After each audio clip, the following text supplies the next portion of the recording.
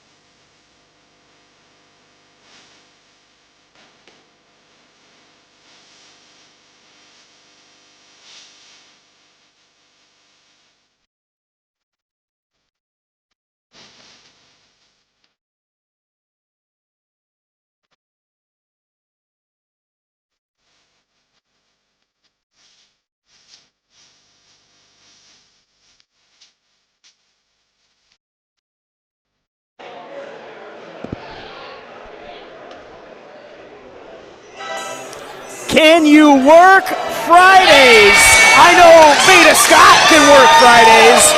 I know Jay Rudo can work Fridays. And yours truly, James Kincaid, can most certainly work Fridays. Thank you, everyone, for joining us here at West Coast Pro Wrestling. Hashtag Game Related. Again, joining us on IWTV. So thrilled to be back here at the stateroom. And we have an insane card for all of you, and it's getting underway right now. Ladies and gentlemen, introducing first, weighing in at 233 pounds from East Nashville, Tennessee, he is Black Death, a.k.a. the motherfucking truth, AJ Gray! AJ Gray makes his way back into the stateroom after dropping the West Coast Pro Championship to Jacob Fatu, looking to rebound here at Game Related. And his opponent will be timeless Levi Shapiro, but man, you talk about timeless. I'm feeling the Sean Kemp jersey. I love the throwback. Absolutely. And I mean, you could say that this is something and of a his comeback for AJ Gray, because as you said, last time we were here, he lost the West Coast Pro title. But if we're talking about a comeback, his opponent, weighing in at 235 pounds, he is from the city of pride and purpose, Richmond, California. He is timeless Levi Shapiro! a true comeback in Levi Shapiro. He's been on the shelf since before the beginning of this year, and he was on a hot streak prior to his injury. He absolutely was. It was turning over a new leaf of aggression, and you see that right out of the gates. He's diving into the deepest end here against AJ Gray, the former West Coast World Champion. Levi Shapiro making a return from a form of rhinoplasty surgery, had to have the nasal flaps reinforced with extra cartilage just so he could breathe in the ring. So we'll see how that comes into play. You'll keep an eye on that yellow nasal dilator. That is what literally allows him to breathe in the ring. You got to also wonder, with the time away from the ring, the adrenaline surge he is certainly having right now, is that going to affect his cardio throughout the match? Once that adrenaline wears off, is he going to be able to keep that level of intensity up? And you see right there, Jay Rudo, he's already going to that dilator trying to make sure that it's fixed correctly. You take your eye off the ball for one moment, especially against somebody as vicious as AJ Gray. You're going to pay for it. And Jay Rudo joining us here on commentary for a few matches. You are a student of timeless Levi Shapiro down at the West Coast Pro Training Academy. I am, and it is a great experience learning from Levi. He's got such a wealth of knowledge. He draws from so many great figures in the territory, history, and learning from him, I learned so much. But I mean, these two are teaching each other a few things with these strikes. I was going to say back and forth education right now in the early going for AJ Gray and Levi Shapiro. Well, and because Levi is so integral to just everything here at West Coast Pro, he also knows that West Coast Pro has been on fire in the most recent months and growing just exponentially. What a power slam by Shapiro, growing so quickly. It's honestly, the landscape is completely different than it was in December when he left. Sawyer-esque power slam. Levi Shapiro deep in the bag, going off the top rope, and he is fired up. Launching his entire body, using it as a weapon. Not wasting any time is Levi Shapiro, and listen to this crowd. Not something we've typically seen in Levi's repertoire, going to the top rope there like that to the outside. Also, just hearing the stateroom get so firmly behind timeless Levi Shapiro, and to Veda's point, Levi had to be sidelined as West Coast Pro Wrestling just continued to reach these new heights. He's been such a huge foundational piece of everything that West Coast Pro Wrestling is built upon, but he could not stand being forced to watch as we continue to ascend. And so for him to be back right now, this is a huge, huge night for him. Huge opportunity, huge challenge in AJ Gray. Well, and AJ... he's biting him. Wow. AJ Gray, in his tenure most recent tenure, his second tenure as champion, wasn't exactly a fan favorite here. He took the time to just show that he really thought he was better than everyone here at West Coast Pro. And, in his unsuccessful defense last month, the fans here really did show their appreciation for what he's done. But if we're looking for loyalty, if we're looking for heart, we're looking at Levi Shapiro, and the West Coast Pro faithful in the stateroom here are showing him that they intend to lead him to a successful comeback, and AJ Gray has nothing to do with that. Well, off the apron, left-hand clothesline connecting and drinking it in.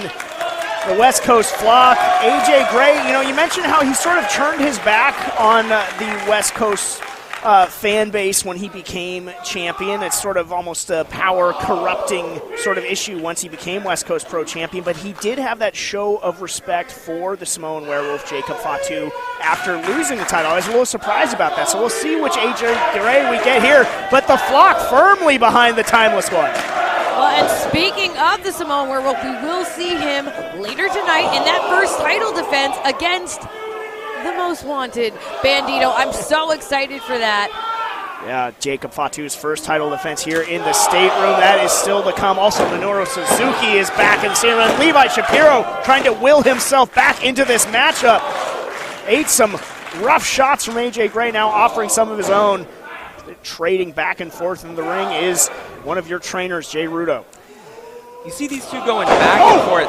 What a welcome to come back to West Coast Pro Wrestling than a right hand from the Truth. And first time stepping into the black and blue, Levi Shapiro, and now you see, I think AJ Gray has heard the cover now here. Could be a short night for Levi Shapiro. No, still only one. You see a cut starting to open up on the forehead of Levi Shapiro, something to keep an eye on. And once again, the return from that nose injury. Keep your eye on the nasal dilator. Keep your eye on the chest of AJ Gray. He felt that one. It had some serious salt on it. It's not often that I see someone able to make AJ Gray flinch like this. But Levi Shapiro putting everything behind these slaps, these chops. And I would say that Levi, he can't afford a loss in this comeback. But on the other hand, AJ Gray, he can't really afford a loss either. This is his first match back since losing the title. Absolutely. Both have some serious stakes in this matchup. Levi Shapiro wants a comeback return to form. AJ Gray looking to rebound after losing that championship. What a statement victory would be for Levi to beat the former West Coast Pro Wrestling champion in his return match. Oh, big time wheel kick connecting into the cover. Could be lights out for Levi, 2 count only. And you got to wonder here, as the match starts going on, that initial adrenaline is wearing off. How is Levi's cardio going to hold up? And how is that nose plug going to hold up? You see him going for it. You got to wonder if it's going to distract him throughout the match. Well, you're exactly right. I can speak from experience. Anytime you have to start wrestling with like a new knee brace, a new kind of elbow brace, I can't imagine something on your face. How potentially distracting that could be. And it's something that literally is what allows him to get the breath going through his body, through his nose. And you see him fidgeting with it once again. AJ Gray beckoning me on. Levi Shapiro all too willing to oblige. Trading back and forth forearms. That one rocked AJ. Able to fire a salvo back of his own. Neither man afraid to fire in the black and blue. Looking for that lariat, perhaps in double axe. From Levi, finds the mark on the second swing. Levi firing up. He's feeling it now. Talk about that conditioning. Looks like he has sort of weathered that early adrenaline, finding his second wind. Well, and I can tell you, Levi has put in a lot of time at the academy, working on his cardio, doing high-intensity workouts, trying to also do longer workouts as well to really prepare him for these types of matches. Rope walk followed up by a fist drop, cover, and just the way that Levi is able to mix that very old school, you mentioned it, Jay, sort of territory style, the fist drops, the punches, the big slaps, along with amazing athleticism, that rope walk, that springboard dive earlier, it truly makes him a unique athlete, and I think if you can underestimate him so easily. It doesn't look like he's able to do these things. But now he's climbing back up top again. He's got a lot of arrows to draw from, modifying that claw a little bit. But now it's AJ's turn to chomp down, biting the hand that has fed Levi Shapiro so many victories. And again, Levi reaching for that plug in his nose. Got to wonder if these strikes may dislodge it. A timeless one in a very, very dangerous position here with an even more dangerous man. Whoa. Our second ever West Coast World Champion hits a superplex on timeless Levi Shapiro into the cover. Nice comeback attempt, but AJ Gray.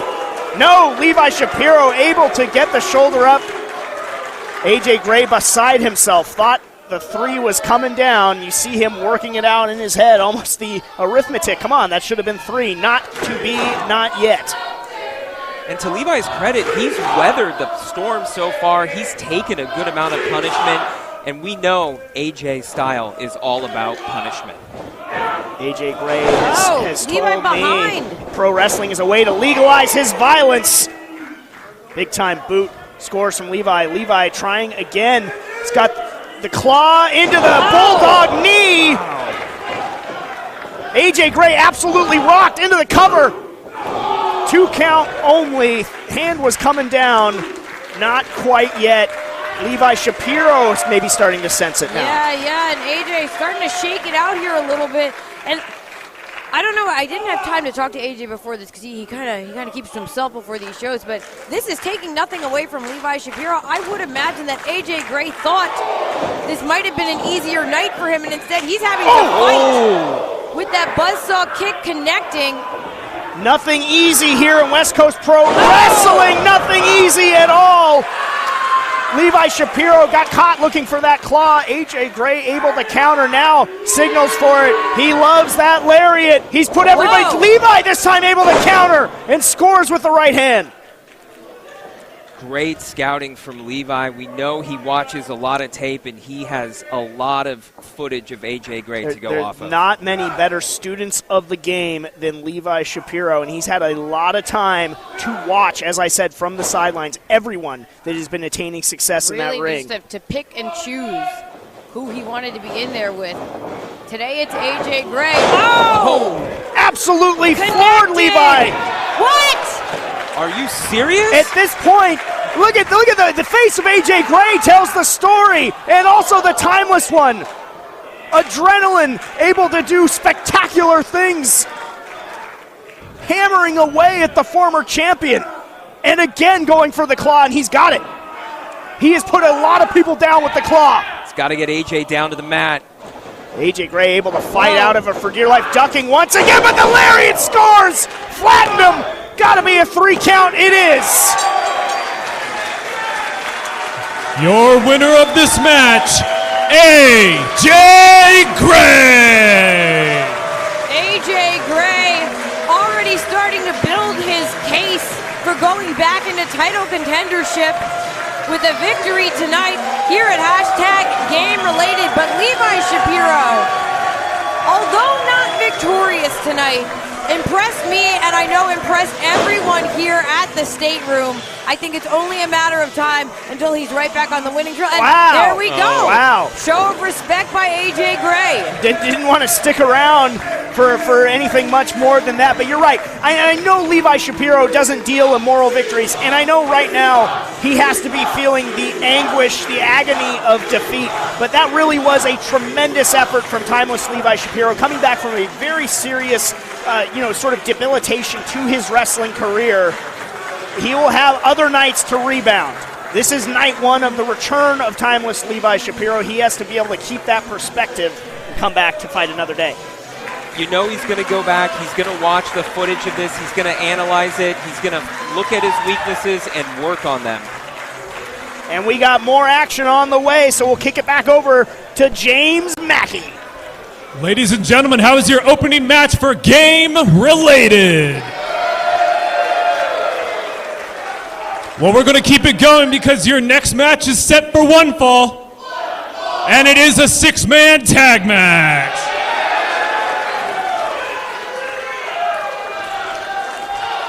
Introducing referee Karina Kyle.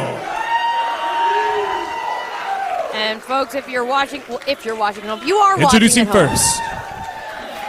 Please follow along, tweet us at #GameRelated. I check it throughout the show. Maybe we'll shout you out. I love that. If we're going to do a shout-out, I got to shout out the Monday family. Zach is here, but his lovely wife is back home with their newborn, Nico. Monday. And just, some of the greatest fans in the world are here, West Coast Pro Wrestling, and the Mondays, I love you. Happy birthday, Nico.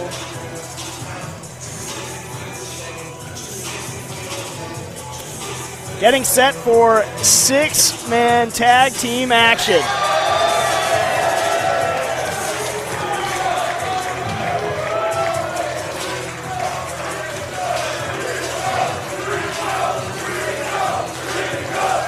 Fans on their feet here in the stateroom, chanting already for Gringo Loco. Introducing first to the ring, the team of Gringo Loco, ASF, and Arez. The makeup of this team changed a little bit at the last minute. Adamus not able to make it tonight. We have Arez subbing in instead. But you know that whatever trio, whatever team Gringo Loco assembles, it's going to be some hot stuff here tonight in the stateroom. And you can feel the anticipation. Everyone knows what these 3 men can deliver in the ring. ASF, if you're not as familiar with him, he is an up-and-coming rising star out of Texas. If you don't know him personally, you probably have seen the gifts. And their opponents. Yeah, keep your eyes on the sky, and we'll see how they gel together as a team. Opposite them, now making their way to the ring, is a trio that has really, really coalesced together quite nicely. They've gotten some good experience together. They're starting to get that to gel, to be able to flow and work with each other.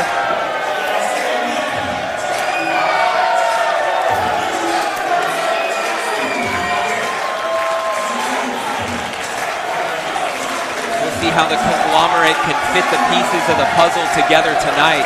And their opponents, the team of Midas, Kreed, D-Rogue, and Alpha Zoe. Together, they are the Conglomerate. Yeah, the Conglomerate have been engaged in a back-and-forth battle with 440 the last several shows that I've seen the Conglomerate finally picking up a win. The third time was indeed the charm at Circle 6's debut show, Skewered. They finally picked up a victory over 440. Midas, Kreed, literally using the building to launch himself, hanging from the steel struts within 1720 Warehouse. One of the craziest things I have ever seen live happen. 4-4-0, not able to steal another one from the Conglomerate. So the Conglomerate got to be feeling pretty good about themselves as they roll in here to game-related new opponents, though. And we'll, again, see how their opponents gel together, but how will Conglomerate deal with sort of this, mixed tag team action here? A little bit different kind of styles than they're used to with 4-4-0, Yes. Ricky Shane Page and his assorted crew. Yes. But yeah, if you're coming off a huge victory after a long feud like that, and you're the Conglomerate, you got to be feeling pretty good as a team. I think, they continued, I think, to get better every time out. D-Rogue showing tremendous leadership for the Conglomerate. Midas Kreed brings all that athleticism. Alpha Zoe, just such a powerhouse. Well, you mentioned the leadership of D-Rogue. We've got Gringo Loco as the leader of his own trio. You're going to want to keep an eye on him as he's going to be directing a lot of traffic throughout this match. He has a lot of experience in these types of six-man tags. We'll keep an eye out of that. And we are underway here. And Gringo Loco, speaking of leadership, coming off an extremely successful show 2 weeks ago in Dallas. GCW's The World on Lucha, as organized by Gringo Loco, handpicked the best lucha talent from around the world, including ASF, which you probably saw him do a huge springboard Rana. Chris Jericho loved it, made it viral. But tonight, it's Gringo Loco and D-Rogue in the ring, two hugely athletic, huge men. Yes. So don't sleep on what either Gringo Loco or D-Rogue can do. Both men can take to the air at the drop of a hat, and you see that athleticism on display right now. No man either able to get the better of the other here in the early going. Look at that! The agility of both Gringo Loco and D-Rogue. A little lucha D-Rogue. We saw him working on some of this agility, some of these lucha-type maneuvers at the West Coast Pro Training Academy. The West Coast flock offering their applause and approval, shake of the hands, some good sportsmanship in the early going. And now in comes Alpha Zoe. This is a really unique clash of styles here. You've got the King of Strange Style against the King of Trill. Who's going to be wearing the crown tonight? Love it. Still the feeling out process. How long will that last? Look at the speed. And again, you talk about D-Rogue's sort of sneaky athleticism. Yeah. Alpha Zoe has that in spades and strength to boot. Again, the standstill. Very, very impressive. And I think standstill might not do it justice. Does not describe what they're doing anything but still in the middle of the black and blue here at the stateroom. And more applause. I mean, how do you prepare for a competitor like Arez? I mean, who can move like that in the ring? It's such a unique style, a unique form, and he makes it look so fluid, too. No, and ASF and Midas. And ASF. The two smallest men in this match pairing off together here. They make up for the size differential with, that more traditionally expected agility and athleticism to wit. Each member of the team sort of having their moment to showcase their stuff, but no one really able to score with big shots at all up to this point. Quick cover attempt easily rolled through by ASF. Sent over by Midas Kreed. Kreed with a big single leg drop kick. That might be the biggest shot that's been scored thus far in the matchup. Yeah.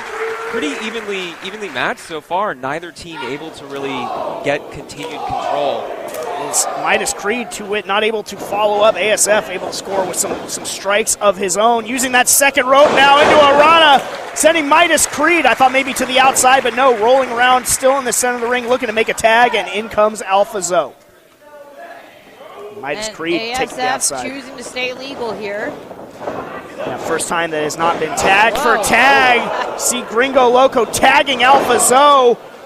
Double knees from ASF. Now you see some tag team continuity from this trio. Oh my goodness! Gringo, Loco, and ASF building a structure out of their own bodies. Arez launching himself off. Schoolyard assisted dropkick there into the corner. And now they've isolated Midas Kreed in the center of the ring. Well, and that's right, Beta. That's a sound strategy.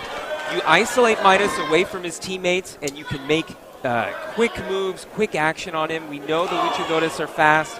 It's a real dangerous position for Midas right now. Well, it's got to be very careful, and more tag team assist work. Oh, and down comes ASF on top of Midas Kreed. And now it's Arez in control. Springboard moonsault. Into the cover. 2 count only. Really impressive thus far. Conglomerate has been an established team. It's been all the luchadors up to this point. And now a photo op here in the stateroom. D-Rogue having none of it. That snap isn't a camera going off. That was a kick to the back of the head. And D-Rogue sky highs Gringo Loco. Quite the photo bomb from D-Rogue. And now it's the Conglomerate. They've isolated Arez, turning the tables. Pendulum swinging in favor of the Conglomerate. Now you can see what they can do. Cannonball coming from D-Rogue. This is where we're going to see the continuity of the Conglomerate in play here. And the power of Alpha Zoe, the king of Trill. Laying him low into the cover. 2, could it be 3? No, you see ASF breaking up the count at the last moment. Great timing to get in there and break that up just as the referee was about to count 3. Hand was coming down, not to be, just as whatever he had in mind was not to be. According to Alpha Zoe, look at the raw straight rattling the ring. A gut-wrench powerbomb, nearly destroying the ring here. And you can hear the crowd is so hyped up. But Alpha Zoe has chosen to get his hands on Arez. Conglomerate rolling right now, but as soon as I say that, Arez able to counter, scoring with some shots, rocking Alpha Zoe. He's on spaghetti legs. And now Gringo Loco looking to get in on the act as well. More assistance launching into the DDT. The Cazadora assisted DDT. Really unique offense here. More unique offense on display, going for it again! Into a destroyer! Destroying D-Rogue. Midas Kreed now stands alone against the Tide, and he's got Spanish flied into a 3-0. The action here is picking up. Blink and you'll miss something amazing. My goodness. This is West Coast. This is West Coast Pro. This is why West Coast Pro is the premier independent promotion here in Northern California. My goodness, and the crowd here at the stateroom knows something is coming. You see the C shift. Gringo Loco springboarding. Midas Kreed, I think, is trying to get the knees up, but to no avail. Arez scores on the outside. Gringo Loco cover on the inside, 2 count only.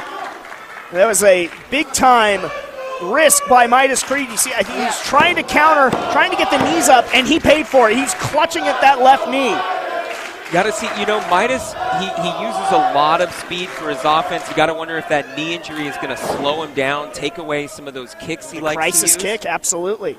And right now, his fellow teammates in the Conglomerate, they were taken out.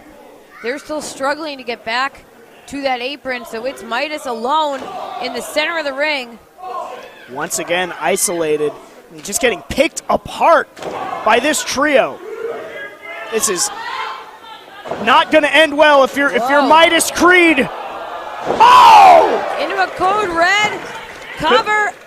The Conglomerate sliding into the ring at the last second. Just able to save the matchup, but I'm keeping my eye on Midas Kreed, who continues to reach for that left knee. Alpha Zoe looking to rally for his team. Package, sign, seal. Will it be delivered? Oh, it will be! Planning him. Will it deliver the 3 count? No.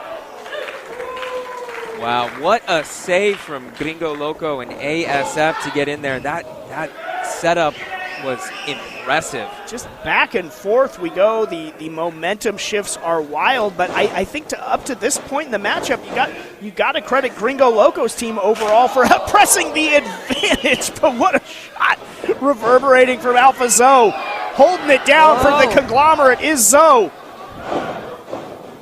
Keeping his head on a swivel, but not to be. ASF just diving from the top rope.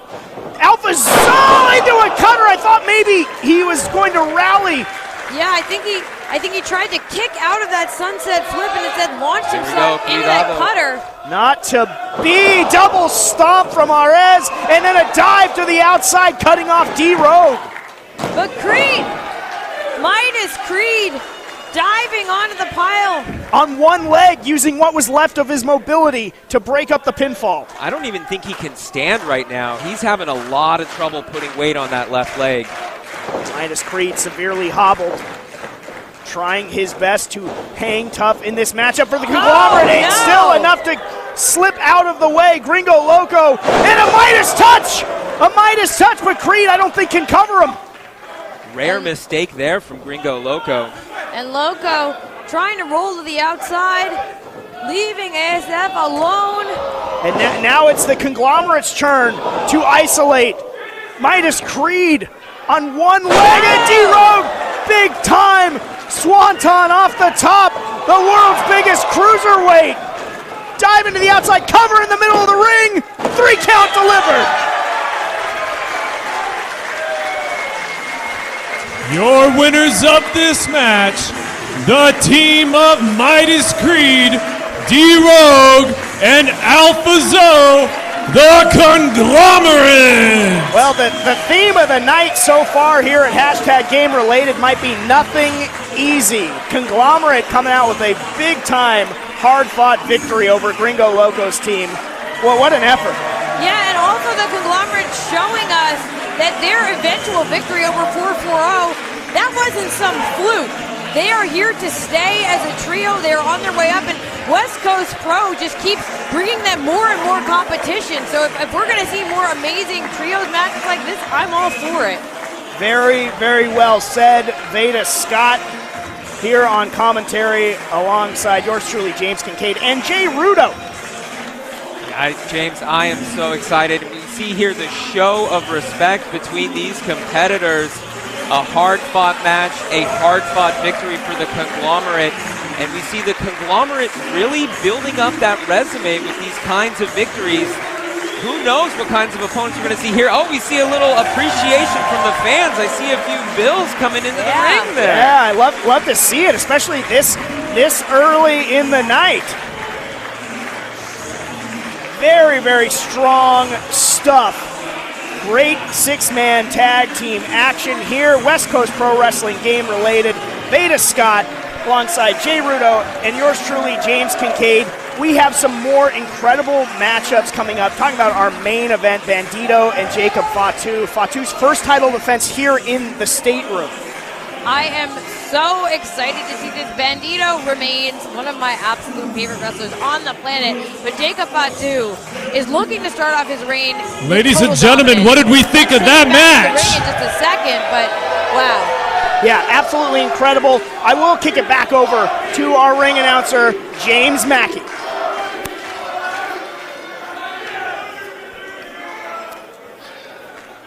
Or maybe I won't. Ladies and gentlemen, your next match is set for one fall, and it is a singles match.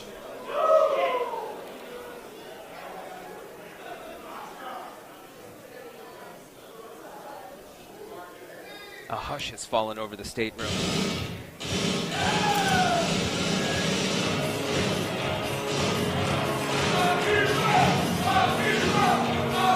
And we have some fans here in the stateroom who know exactly who this is. On their feet already.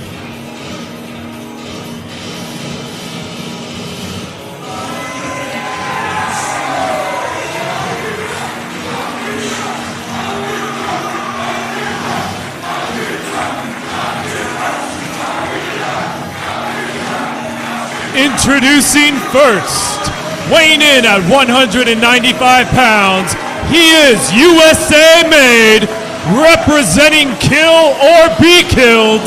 He is the 2021 Master of Pain. He is the motherfucking Death Samurai, Akira! The Death Samurai, Akira, has made his way into the stateroom, living by his own code of Bushido, looking to elevate the deathmatch genre. But I am so excited. And his opponent. And I will go silent now for my favorite entrance in all of professional wrestling.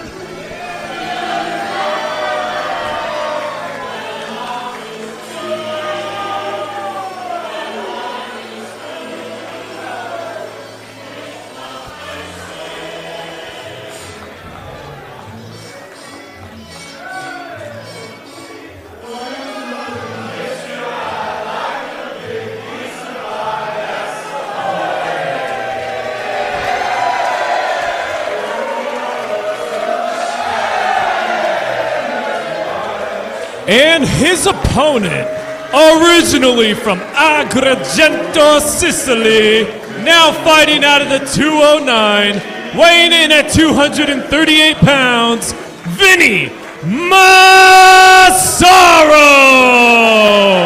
The renaissance of Vinnie Massaro is one of the greatest stories in all of professional wrestling. Jay Rudo, I'll turn it over to you again as you are here from the West Coast Pro Training Academy. What is it like learning from Nice Guy Vinnie? Vinnie, I call him the godfather of fundamentals. It's all about fundamentals based in amateur wrestling with a little judo, a little jiu-jitsu thrown in there. It's what he teaches, it's what he practices, and we're going to see it on display tonight in the at the beautiful black and blue against the Death Samurai. To Sicilian me one time. Yeah, just what an incredible trainer that you have to learn from Jay Rudo, and we will see if Akira is in for the lesson tonight, or perhaps it will be Vinnie Massaro. And listen, I know that we are tonight presenting an event that has Minoru Suzuki on it, and yes, we will lay out for his entrance as well. But this is probably the first time I've ever been on a show with two entrances where we sort of just need to be silent and let the crowd absorb the thing. So Vinnie Massaro and Minoru Suzuki, neck and neck, honestly, for me, in terms of greatest entrances in the game is what I'm saying. No doubt about it. Well said, Veda Scott. And we are underway here. Vinnie Massaro and Akira, the Death Samurai. And as I spoke about earlier, is Akira talking about his sort of desire to elevate the deathmatch genre and what that means. And coming into this match, I was just wondering is how Vinnie will hang with that and with Akira. And, you know, I watched him in a Taipei death match that was, some would say, too hot for Twitch. And, you know, he was on the losing end there, but he does have his own experience. I saw a piece of pizza get skewered to his forehead in another match, so yes, Vinnie, no slouch. I was at that particular match. There you go. Correct.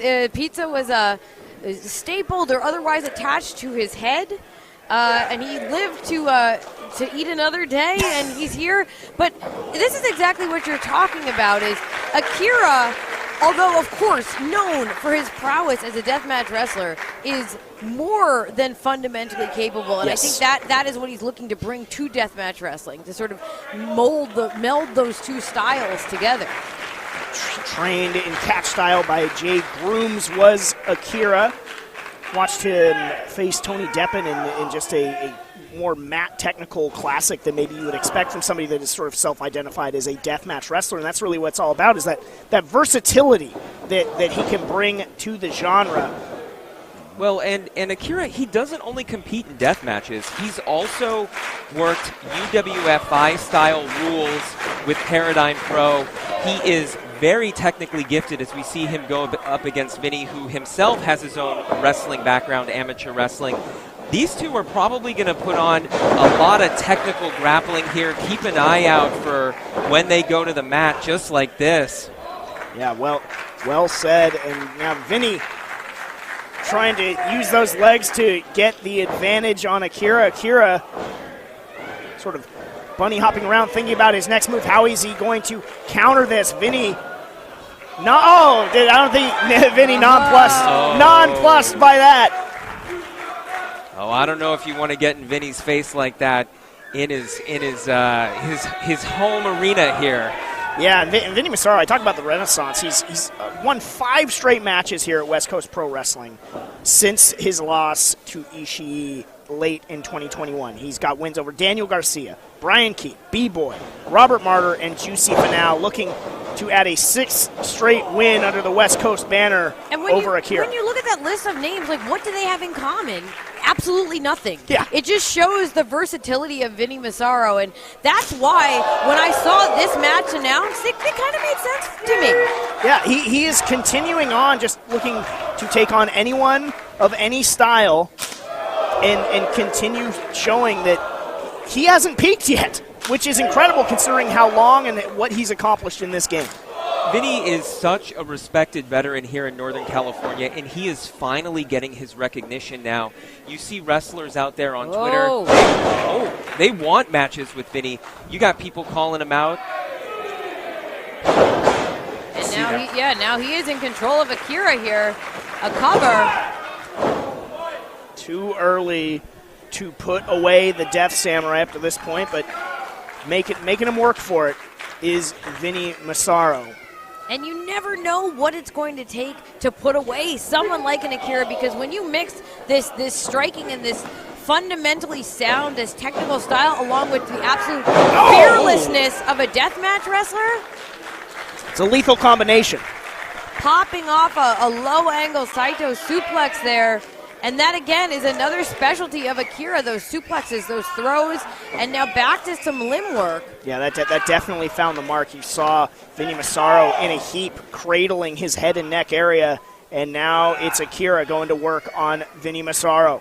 You got to wonder if Akira's targeting the arm here, is that going to affect Vinny's ability to put in submissions like the necktie, the Sicilian necktie? Yeah, it could affect any number of things. If he works on the right, you could take away the snoring elbow. Even working on the other limb makes you think about it. A split-second hesitation can cost you the matchup, and I'm sure that's something you can learn down at the West Coast Pro Training Academy, of which Vinnie Massaro, again, the head trainer, but getting it taken to him right now by Akira into the cover, lateral press. See, Akira there, he's been using a lot of kicks, a lot of really good strikes, so we know it's not only catch wrestling, he's definitely had some striking training. Yeah. You can tell by the way he throws those kicks to the body.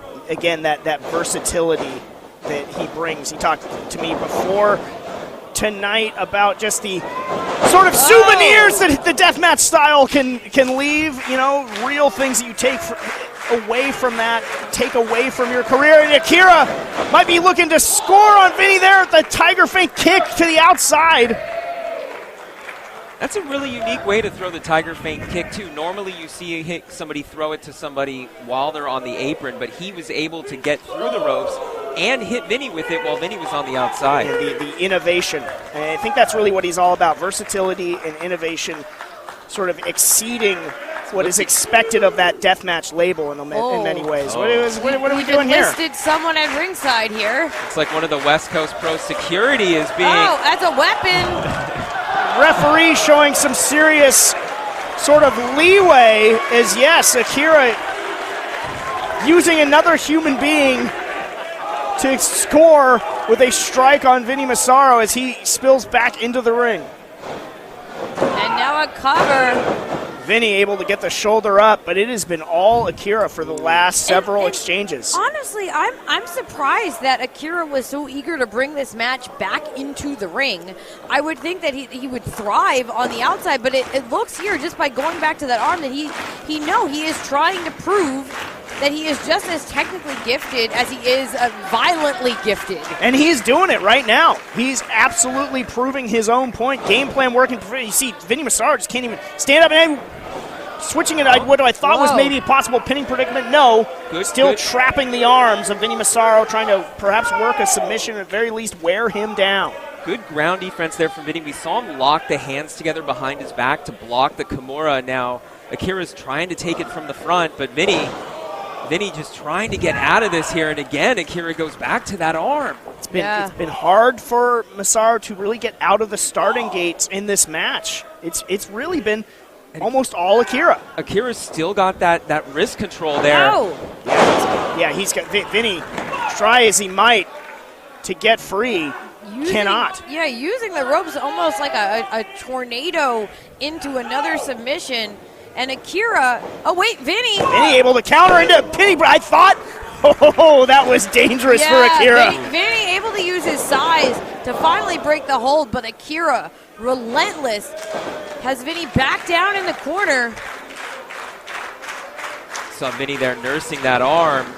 Asserting the pressure is Akira, the Death Samurai, just taking it to nice guy Vinnie. See the, oh my with goodness. A bridge. Picture perfect from Akira, but not enough to keep Vinnie Massaro down. Takes a lot of strength from the lower body. You got to pop the hips really well to get somebody up like that, especially from that angle when you have the hands locked together. Really good body control from Akira to pull that off. Yeah, absolutely. And now Akira just pinpoint accuracy of the boot to Vinnie Massaro's face. Vinnie Massaro looking to rally, and he connects. Lariat takedown. Vinnie Massaro still down as Akira crawling to the support of the ropes. Vinnie Massaro beckoning the West Coast flock to urge him on. And he's finally got this moment of separation here, trying to capitalize. Big elbow in the corner and an uppercut. Vinnie now starting to unload. Vinnie's known for having some of the hardest chops in the business, and there it is on display there. You could hear that all the way across the stateroom. Yeah, just ask Ishii, Robert Martyr, any number of Vinnie Massaro opponents how hard he can hit as Akira got nowhere to go but down! Powerbomb into the cover! 2 count only, hand was nearly there, but no. But Vinnie really turning the tide. Akira is in trouble here because now Vinnie has turned the tide of this match, and he's got everyone in this stateroom behind him. Yeah, definitely the home field advantage for Vinnie Massaro going to come into play. Thrives off of it. And that is really important here as the match drags on. Vinnie being able Vinnie to called feed for the off. snoring elbow. Akira saw it coming. Vinnie took just a beat too long. And that pendulum swinging once again back into the favor of Akira. Oh, look at that. Flatlined him. Gonna roll him over. What does he have in mind? Oh, looking for. Oh, no way. It looks like he's gonna try to maybe get a German suplex, but whoa. Maybe looking for that sudden death German suplex. I think you're right, Beta. Not able to score with that. There you see the flash of the blade from Akira like a katana. And there's the German. 2 count only. I thought it was going to be the 3, and now was rolling right through into a submission. No reprieve for Vinnie Massaro. That's a really tough submission. He's got the hands clasped over the mouth and the nose of Vinnie, restricting the ability to breathe. Vinnie, and he's cranking on the neck as well. Vinnie may go out here. Keep an eye on that hand. Can hardly breathe, can hardly see, but able to find instinctually where the rope is, breaking the hold. I think that was just, like you said, the strength and the size, but also the veteran awareness of Vinnie Massaro dumping Akira onto the apron.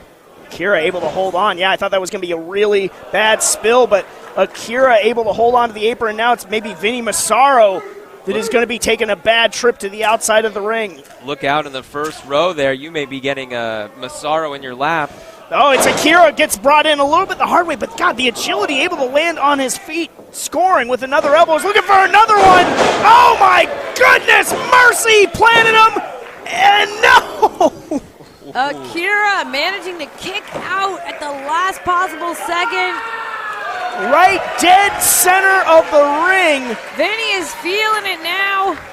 The West Coast faithful here in the stateroom are solidly behind him. What does Vinnie have in mind now? Might not matter. Might just be running out of gas here. Akira going up top. Now what is? Oh, what strength into the bridging the pin. 2 count only. Another very, very close cover, and still no winner yet. This has turned into a fight. Inching ever closer are on these near falls. Akira, one thing, he didn't connect the hands on that Regal Plex. That may be why he was not able to get the 3 count. Yeah, I mean, it's very tough to see. Coming off the top was Akira. Look at the snoring elbow attempt again, intercepted. Cut off. Kick by Akira. Oh, but leveled with that lariat. And, Akira trying to shake it off. He's firing up. Vinnie saying, baited him in. Exactly. And now going for a right. Oh my goodness! No chance! Tag him and bag him, Vinnie Massaro! Your winner of this match, Vinnie Massaro! A decisive victory by Vinnie Massaro, who is pulling out all the stops in his recent matches. New offense time and again. And Akira, very impressive here tonight in the stateroom, but not enough to defeat Vinnie Massaro, who continues to be on a roll here in West Coast Pro. Rolling a little DCD there to deliver the victory for Vinnie Massaro. The Daniel Cormier driver got Vinnie the W here tonight. And we see a little show of respect here from Vinnie. Yeah, I mean, it was night for the Death Samurai, but Vinnie Massaro knows he just went through a big fight. Terrific debut here at West Coast Pro Wrestling for Akira, but it is the renaissance of Vinnie Massaro that continues on here at West Coast Pro Wrestling. Just incredible action between those two. And you hear the appreciation from the West Coast flock for Akira. Akira, like you said, making his debut here at West Coast Pro. I have a feeling it's not going to be the last time we see him, because you can hear the crowd chanting, "Please come back." And there's nothing if not receptive to our fans as West Coast Pro. If you get a good reception here, there's a pretty good chance you're going to be back. I have never heard the pleas of "please come back" not be answered in the affirmative, so I am sure that you were right that we will be seeing the Death Samurai again. I am very much so looking forward to that. Ladies and gentlemen, quick vibe check. How we doing?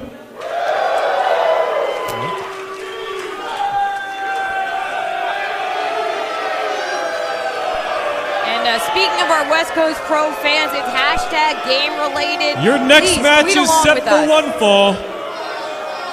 And it is a singles match. Refereeing this match, Jimmy Mack.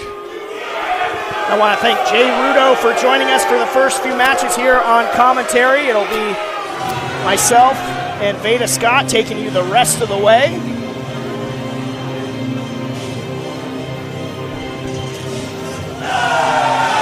And introducing first, the team of Superman's daddy, Jorel Nelson, the Mile High I was just going to say this one is deeply personal because of the actions of the West Coast Wrecking Crew, and look no further than Reno Scum not waiting to get this one started. Yeah, they truly brought this on themselves. Yes. With Royce Isaacs and Jorel Nelson. They have goaded, they have taunted the West Coast, they have goaded and taunted Reno Scum for months. Yeah, I mean, this really started all the way back at West Coast versus the World when the West Coast Wrecking Crew, along with Titus Alexander, were defeated by Reno Scum and Juicy Finale. But it took a deeply personal turn after Savage Mode when the West Coast Wrecking Crew decided to run their mouths and belittle the Reno Scum, especially Adam Thornstowe and his sort of not-so-private contemplations of maybe getting near time to hang up the boots. Well, they're paying for it right now. You're right, and Adam Thornstowe, a legend here on the West Coast, has put years and years into professional wrestling. Has talked about maybe it's time for him to move on. It's a personal decision, and rather than allow him to just make that decision, the West Coast Wrecking Crew have essentially they've tried to hasten him along. They've tried to say he should just give up. Yeah, he's got 1 foot out the door. I mean, completely disrespectful. But if it is time for Adam Thornstowe, you saw him earlier, he's going to leave with one heck of a photo op here in the stateroom. And Luster, the legend, now just unloading on both members of the West Coast Wrecking Crew. You talk about tag team specialists. You talk about tag team continuity. You are talking about the Reno Scum. And Thornstowe's turn now. to bring the reckoning, laying the lumber, bringing the thunder to the West Coast Wrecking Crew. Oh, Nelson is in trouble. Or maybe Royce Isaacs is in trouble. I think we have a double trouble situation here. But wait, Nelson! Superman's daddy able to fly out at the last second. But Adam Thornstowe lying in wait still. Like you said, they really brought this on themselves, did the West Coast Wrecking Crew. Oh! Royce Isaacs snatching Thornstowe out of the air and dumping him onto his head. And this is really the first time in this match that the West Coast Wrecking Crew have been in control at all. And they have turned things around with authority. I will say understandable considering the Reno Scum just came shot out of a cannon from behind the curtain there to attack West Coast Wrecking Crew, and it had been all Reno Scum until just moments ago.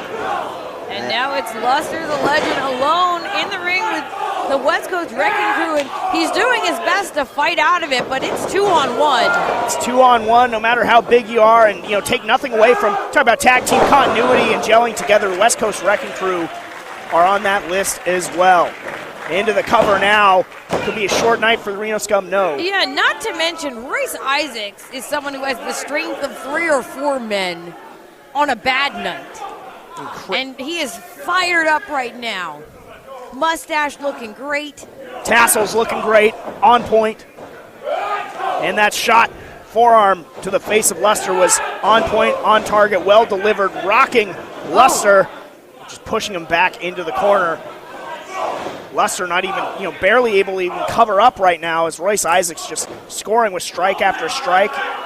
And on the side of the screen, you can see that Adam Thornstowe, he was back.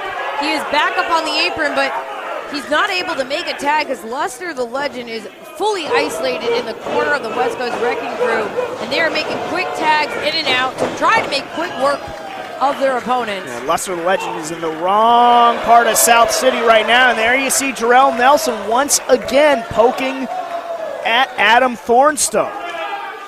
Wait, thank you all for joining us here on IWTV. Hashtag game related is Jorel Nelson bending the rules, pressing the advantage. All West Coast Wrecking Crew right now. There you see the frequent tags coming. Now Isaacs once again going back to work on Luster the Legend. Completely cut off from his teammate Adam Thornstowe. Luster doing anything he can to try and fight back in this matchup. But Isaacs just breaking him down body part by body part. Rolling him over into another cover. Not even close, not yet, says Luster the Legend. But still, 1 counts don't mean anything if he's not able to make tag. You see him just draping the knee over the chin and more specifically the throat area of Luster the Legend. Referee Jimmy Mack put a stop to that real quick. It would have been a night over for Luster as well.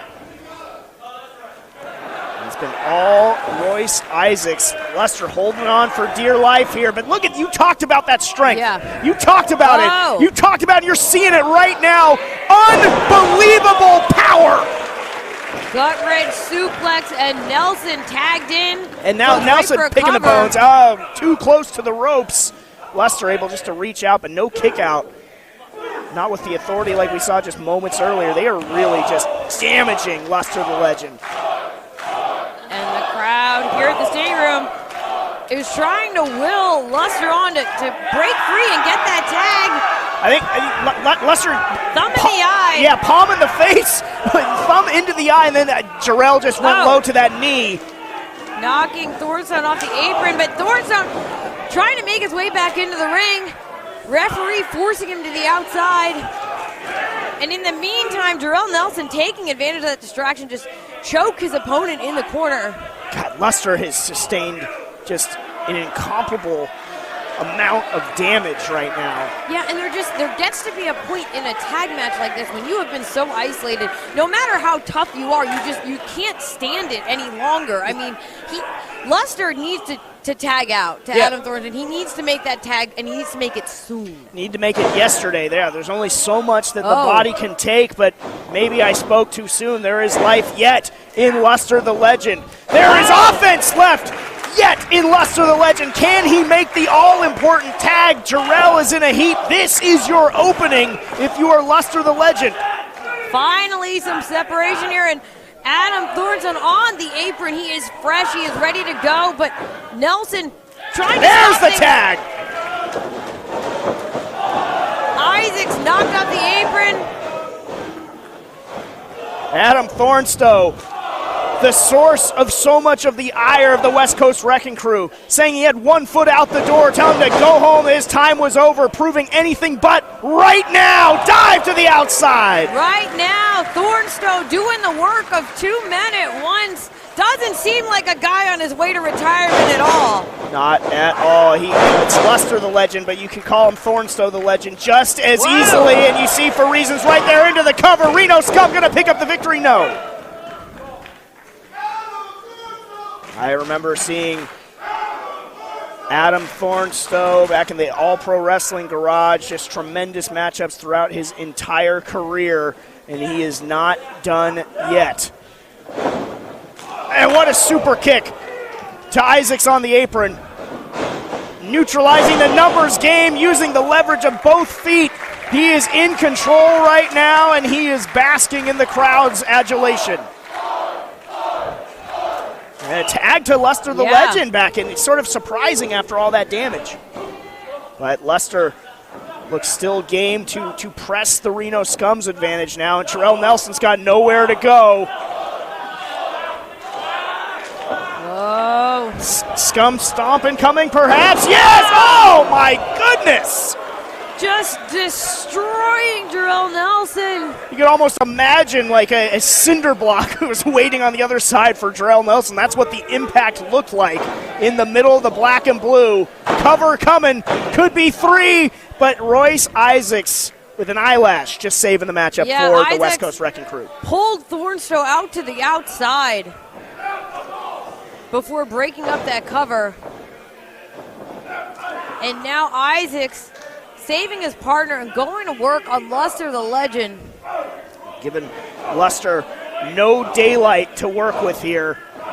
And after all that damage, is Luster the Legend finally starting to wilt under the pressure and offense from Royce Isaacs and the West Coast Wrecking Crew. You see it there, Luster barely able to stay on his feet right now. Just all of the damage that he has taken. And you see, look at the consummate brother in arms, Adam Thornstowe, covering up his longtime tag team partner, sacrificing himself for Luster the Legend. And West Coast Wrecking Crew showing no mercy. No remorse. As expected. They say it's over. Posing in the ring, signaling the end for Reno Scum. And it's hard to argue with. You see this in stereo deadlift German suplex, but there you see the brothers in arms that are the Reno Scum saving one another yet again. And Thornstowe has Jorel Nelson up on the second rope, and now Luster the Legend climbing. And Thornstowe doesn't see Royce Isaacs. He got pulled off the second rope. And Luster doesn't know. Oh. Luster doesn't know, but he does now. And he's about to find out he is in a very, very bad spot here. Modified doomsday device of sorts into the cover. Could be all mostly academic. No! Oh. Somehow, Luster the Legend kicking out. Royce Isaacs reaching for the tag. He got it. I almost scolded myself for saying could be all. I thought, of course, after that it would be over. But Luster the Legend says no. Still will fight on. Nelson and Isaacs going eye to eye, nose to nose for some strategy here. Once again, the strength of Royce Isaacs. Got that full Nelson. Full Nelson fight into the German. God, you aren't kidding, Beta Scott. That's strength. Kreed's Wrath. And oh! Cutter! Double team offense. Rolling him into a cover. Just dead weight is Luster. But there's Adam Thornstowe, and that was 3. You can see that even Royce Isaacs having trouble just rolling him over, and deadlift German to Adam Thornstowe. We talk a lot about the strength of Royce Isaacs, but Jorel Nelson more than holds his own when it comes to the West Coast Wrecking Crew. No slouch. No, and now it looks like they're trying to decide who they're going to go after. I think they've isolated Adam Thornstowe, who they've made no secret. They think he's the weak link in the team. Yeah, just again talking about how he's got but wait a second. 1 foot out the door, but it looks like no, they want 2 for the price of 1. They do get 2 for the price of 1, but it's not what they intended. Reno Scum now double teaming the West Coast Wrecking Crew. And there you go from the top rope. Now there's the Scum stomp to Royce Isaacs, rolling him over. Cover. The Reno Scum's career continues with a victory. Ladies and gentlemen, the winners of this match, Adam Thornstowe and Lester the Legend, Reno Scum! Adam Thornstowe, Lester the Legend, Reno Scum, silencing the West Coast Wrecking Crew and all their taunts finally here. Huge victory for Reno Scum, not just because the quality, the caliber of their opponent, but also just a huge moral victory for them. Standing up against all of the criticism, all of the doubters, and proving that they are here for as long as they want to be. They are going to call the shots the way they always have their entire lives. They're doing it their way. Absolutely. And when they're ready, it's their time. You know, they get to decide when their career is over. Adam Thornstowe, that is his personal decision. West Coast Wrecking Crew opened their mouths about it, and they absolutely paid the price. They fooled around, and they found out, did the West Coast Wrecking Crew, and it couldn't be happier about it. Look at Reno Scum drinking it in here at hashtag game related West Coast Wrecking Crew. I don't know if that's begrudging respect or the look of unfinished business. Yeah, they seem a little more, I don't know, respectful, a little more cautious, a little more hesitant than they have in the past. Again, they found out, and we are finding out yet again just the epic content. The card here at West Coast Pro Wrestling, hashtag game related, always delivers. And this next match, my goodness, Speedball is just different. No doubt about it. Here we go. Speedball Mike Bailey against Titus Alexander, the future franchise, who's never met a shortcut that he doesn't take. So we will see if he can knock off the, as of right now, undefeated in West Coast Pro Wrestling, Speedball Mike Bailey. Veda, what do you got for this one? Well, but Titus Alexander, you said he doesn't take, there's no shortcut he won't take. We do know that there's no shortcut to take for next month in May. He's going to take on Will Ospreay. Yeah. He has that on the horizon, so a victory over Mike Bailey tonight, that's going to send a message. He can't be thinking about Will Ospreay because you look past Mike Bailey at your own peril, so take it away, James Mackey.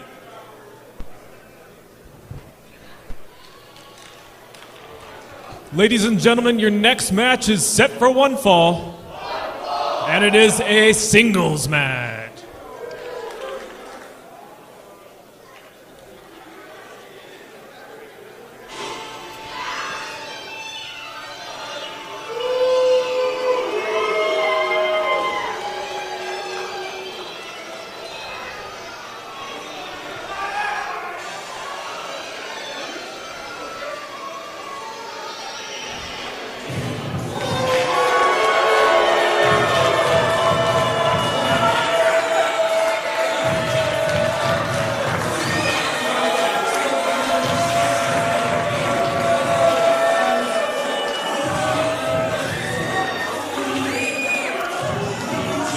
The most punchable face in pro wrestling. There you see the sign, Titus Fierce Starboy. Titus Alexander, he's not going to take kindly to that, and yes, I had a feeling.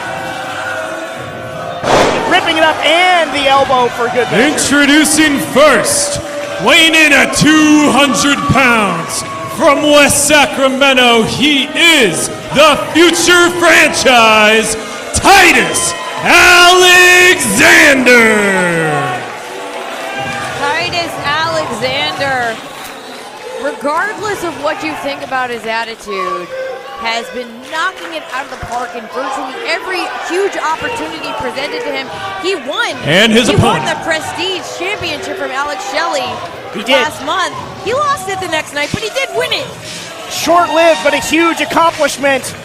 And now I think you're going to hear Just an absolutely amazing showing of appreciation for the Speedball.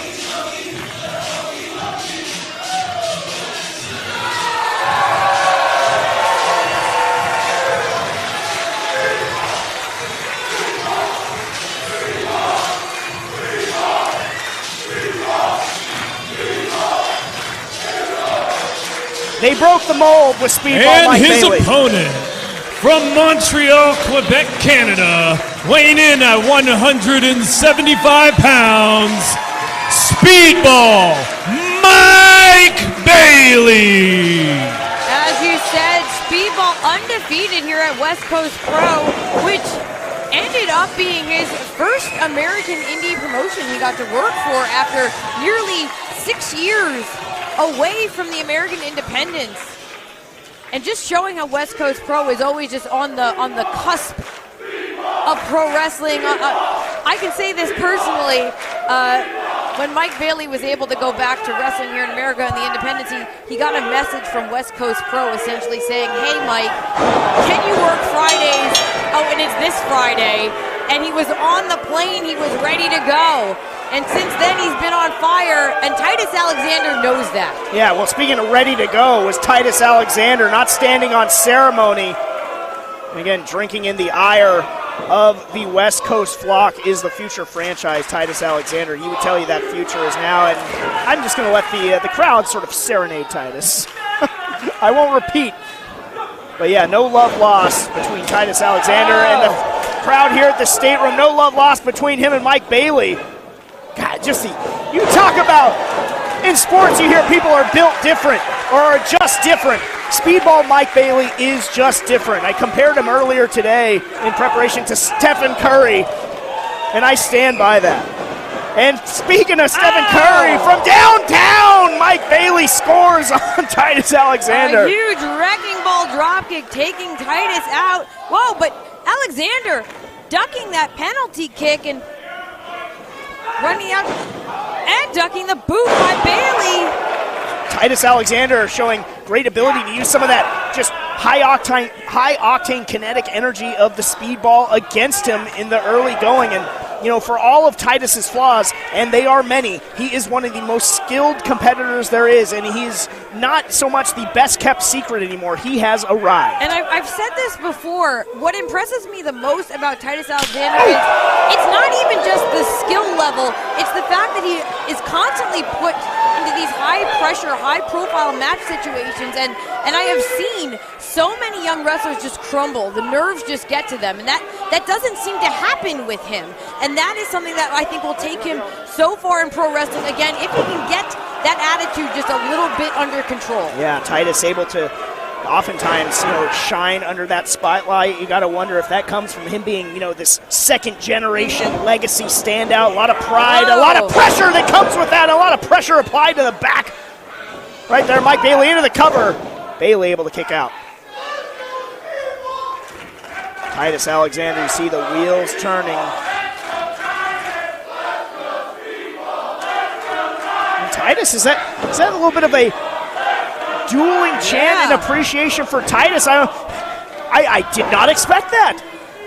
Listen, we've said that Titus Alexander is extremely disliked here, which is true, but he is also a West Coast Pro stalwart mainstay. Yes, I didn't want to say favorite because that's not what he is, but the fans here at the stateroom are so loyal. I was at the GCW show in San Francisco last Sunday, where Titus Alexander, he took on Midas Kreed, and the chants for West Coast that were ringing out by fans were incredible. Our West Coast Pro faithful are just that. They are faithful, they are loyal.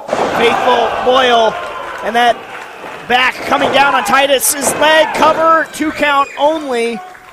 Speedball Mike Bailey struggling here against the future franchise right now. But, Mike Bailey, since he's arrived here at West Coast Pro Wrestling, I have just been amazed and absolutely captivated by his ability to steal the show every time out. And every time out, it is equated to a victory thus far here at West Coast Pro Wrestling. able to evade contact. But Titus Alexander able to answer back in kind, cutting off the kick of Mike Bailey. Not that one, though. Big diving middle kick. Finally able to create some separation. Is this the opening? Could be the opening for Speedball that he needs. Then I go back to that very first match, the triple threat. Aramis, Ray Oris, one of the greatest matches I have ever seen in my life. Follow that up. My goodness, just corkscrew through the air into the cover. 2 count only. Followed that up with another match of the year contender against ACH, and on the list will go every time Speedball steps into the ring.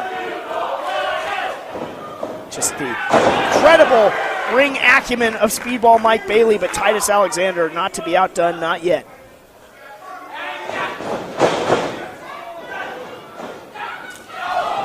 Titus able to rally back now, showing off his own effort, looking for a cutter. Speedball saw it coming.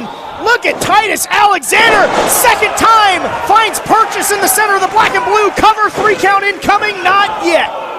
Mike Bailey still kicking out, but Alexander up to his feet.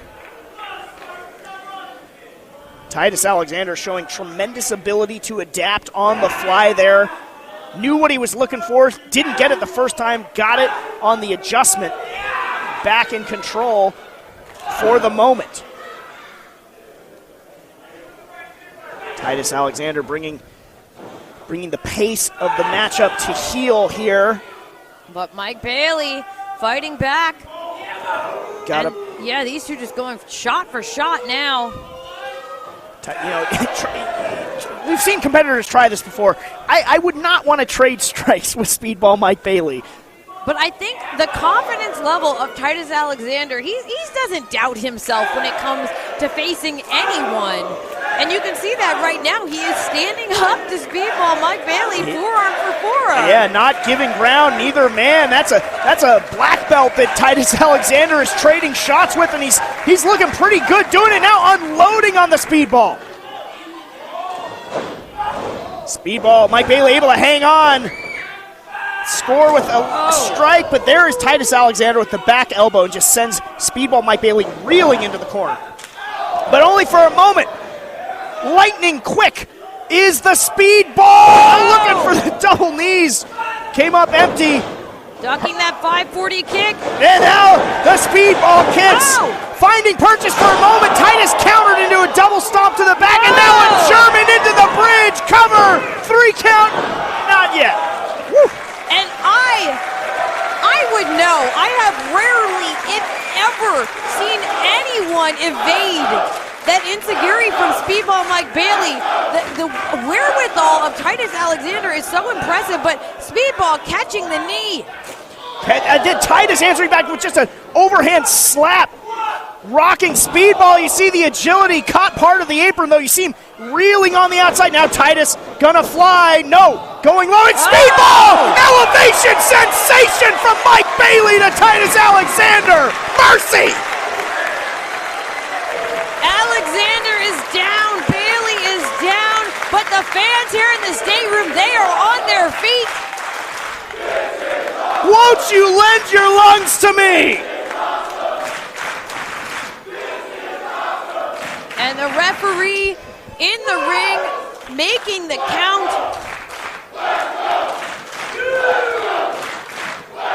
Oh, don't you wish you were here in the stateroom? Official Sparky Ballard applying his count. They do have to get it back in the ring, but that was just absolutely spectacular stuff from Speedball Mike Bailey. And it looks like Bailey on his feet. On his feet, whoa, but he just stumbled back down. Alexander yet to get up himself. See Mike Bailey favoring that left leg a little bit, perhaps. Titus Alexander, I think, saw it, and he went low. He used the rope, scored low. Yeah, kicked the rope. And now Alexander. And this time it's Titus Alexander who flies and shows that spectacular flying ability of his. Onto his feet, almost sailed back into the locker room to Titus Alexander. It just was absolutely on the mark. So picture perfect. Theory. No, blocked by Speedball. Speedball fighting for everything he's got. Could be seeing the match slip away to Titus Alexander. But not letting it go, selling himself dearly is Speedball, using every bit of that agility that he's got at his disposal. Double knees connects.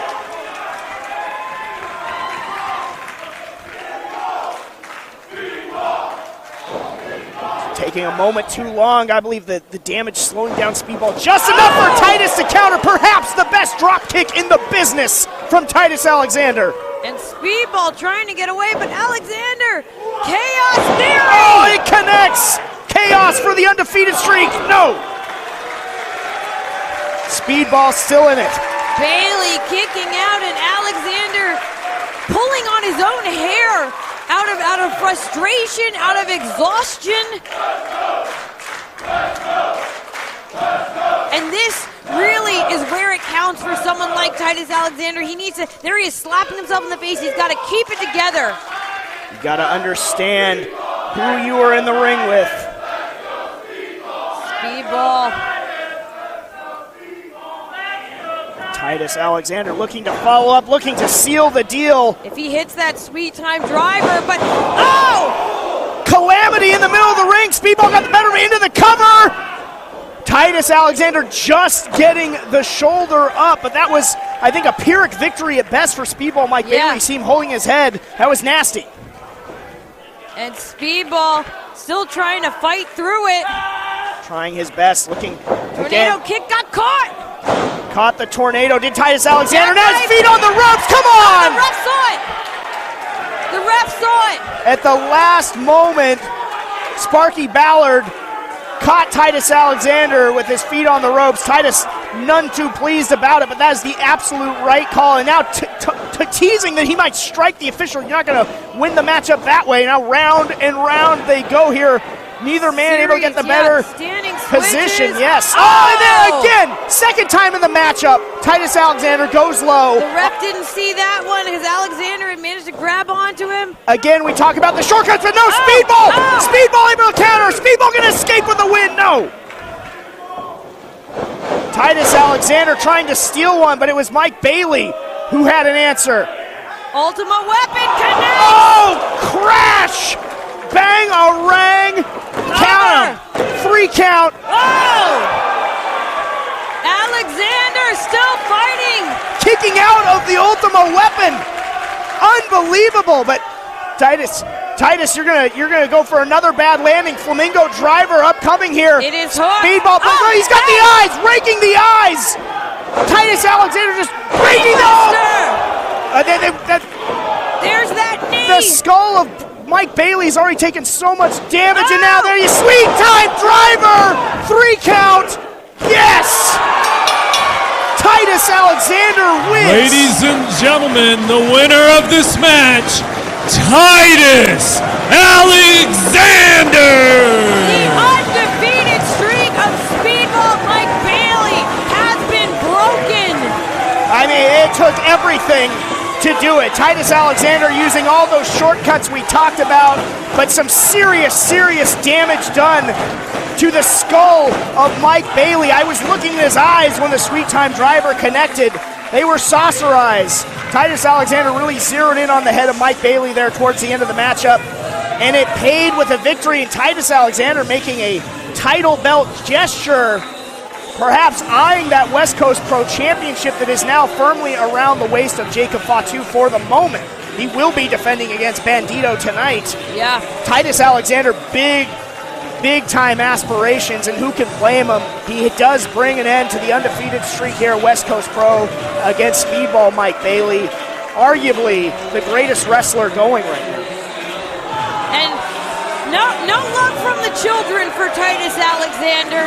He hasn't quite earned that yet, but he has earned a lot of respect, I think, here tonight, despite the showing of the middle fingers. Yeah, I think he might have earned a lot of respect. I don't think he really cares about it. Now you see him taunting Mike Bailey here. Mike Bailey showing respect, bowing to Titus Alexander. And there you go. I mean, come on. You got to have a little bit of awareness of what you just did, who you were in there with, the level. You had to cheat multiple times to do it. But Titus Alexander, one of a kind, talent and card, is the future franchise. Just incredible roller coaster action here so far. Veda Scott here at West Coast Pro Wrestling. Hashtag game related.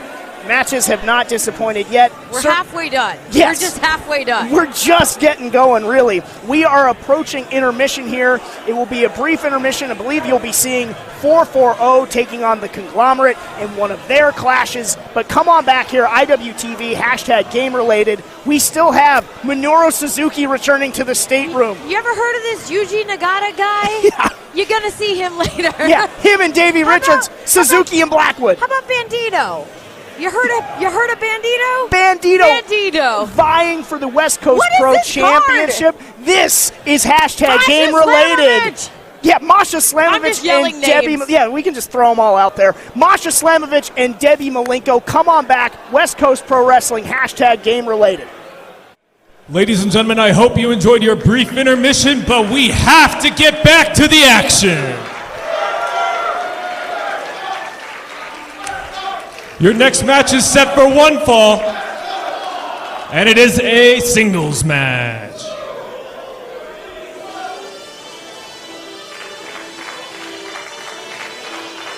Welcome back, everyone, joining us on IWTV here, West Coast Pro Wrestling, hashtag game related. It's going to be all gas, no brakes here for the rest of the night.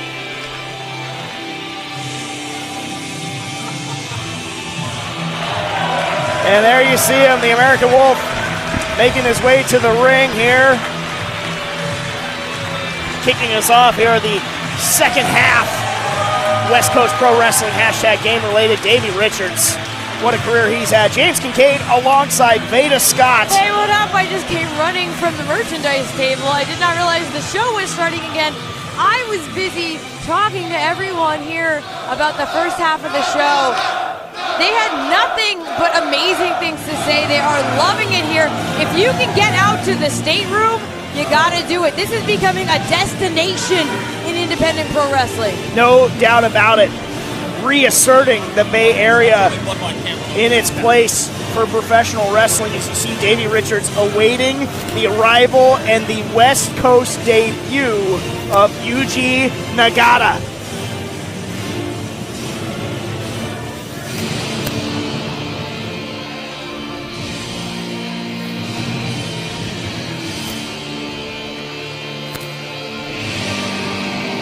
Crowd on their feet, cameras are out.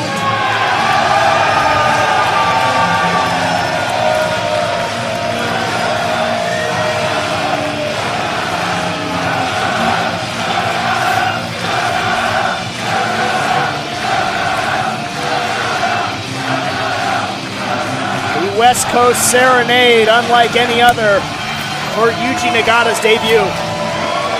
What a legend. What a matchup this will be. Blue Justice here in San Francisco.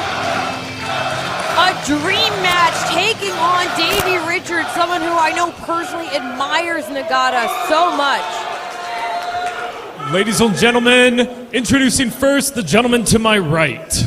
Weighing in at 202 pounds, representing Team Ambition from St. Louis, Missouri. He's the American Wolf, Davey Richards!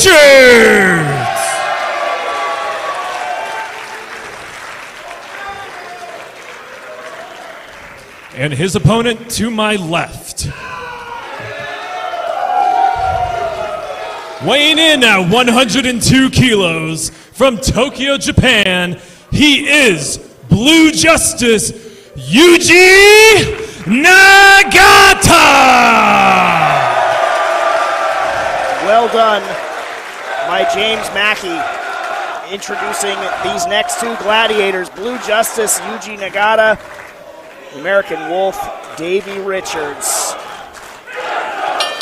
And there's the bell. We are underway.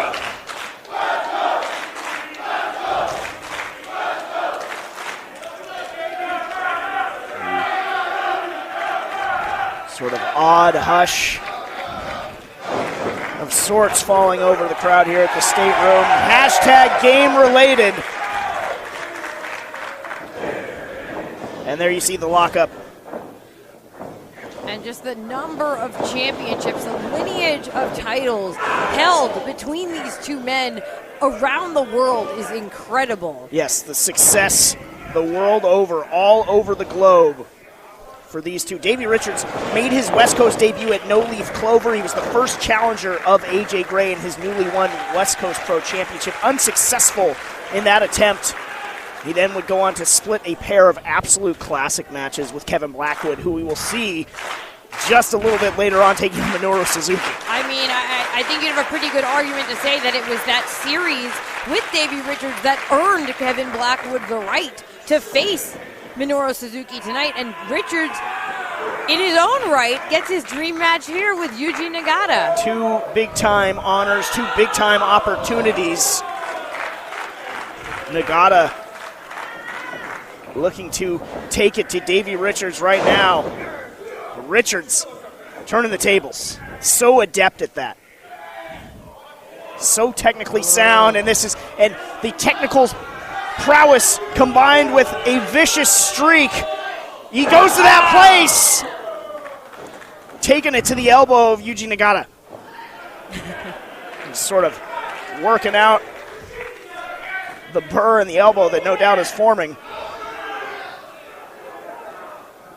And again, folks, it's hashtag game related to tweet along with us here tonight. Thank you for watching West Coast Pro on IWTV and tuning in with us to see this instant classic, the American Wolf Davey Richards versus Blue Justice Yuji Nagata.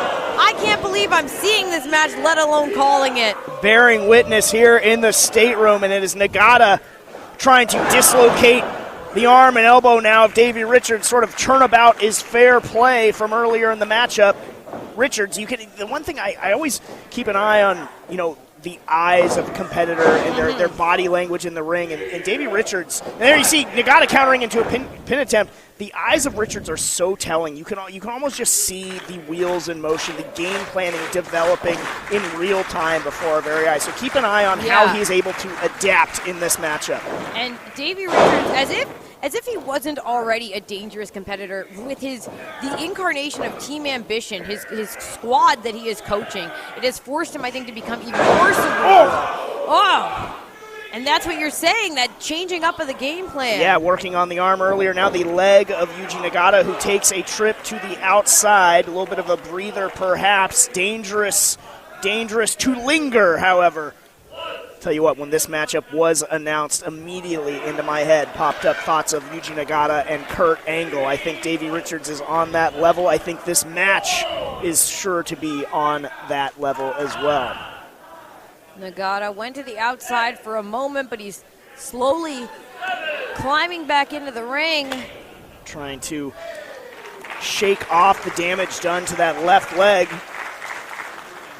You can see Richards pointing at his prey, eyeing either the left arm or the left leg. Hard to tell from this angle. And you see just the wheels turning. Whoa. Looking now for the leg again. Picking the ankle.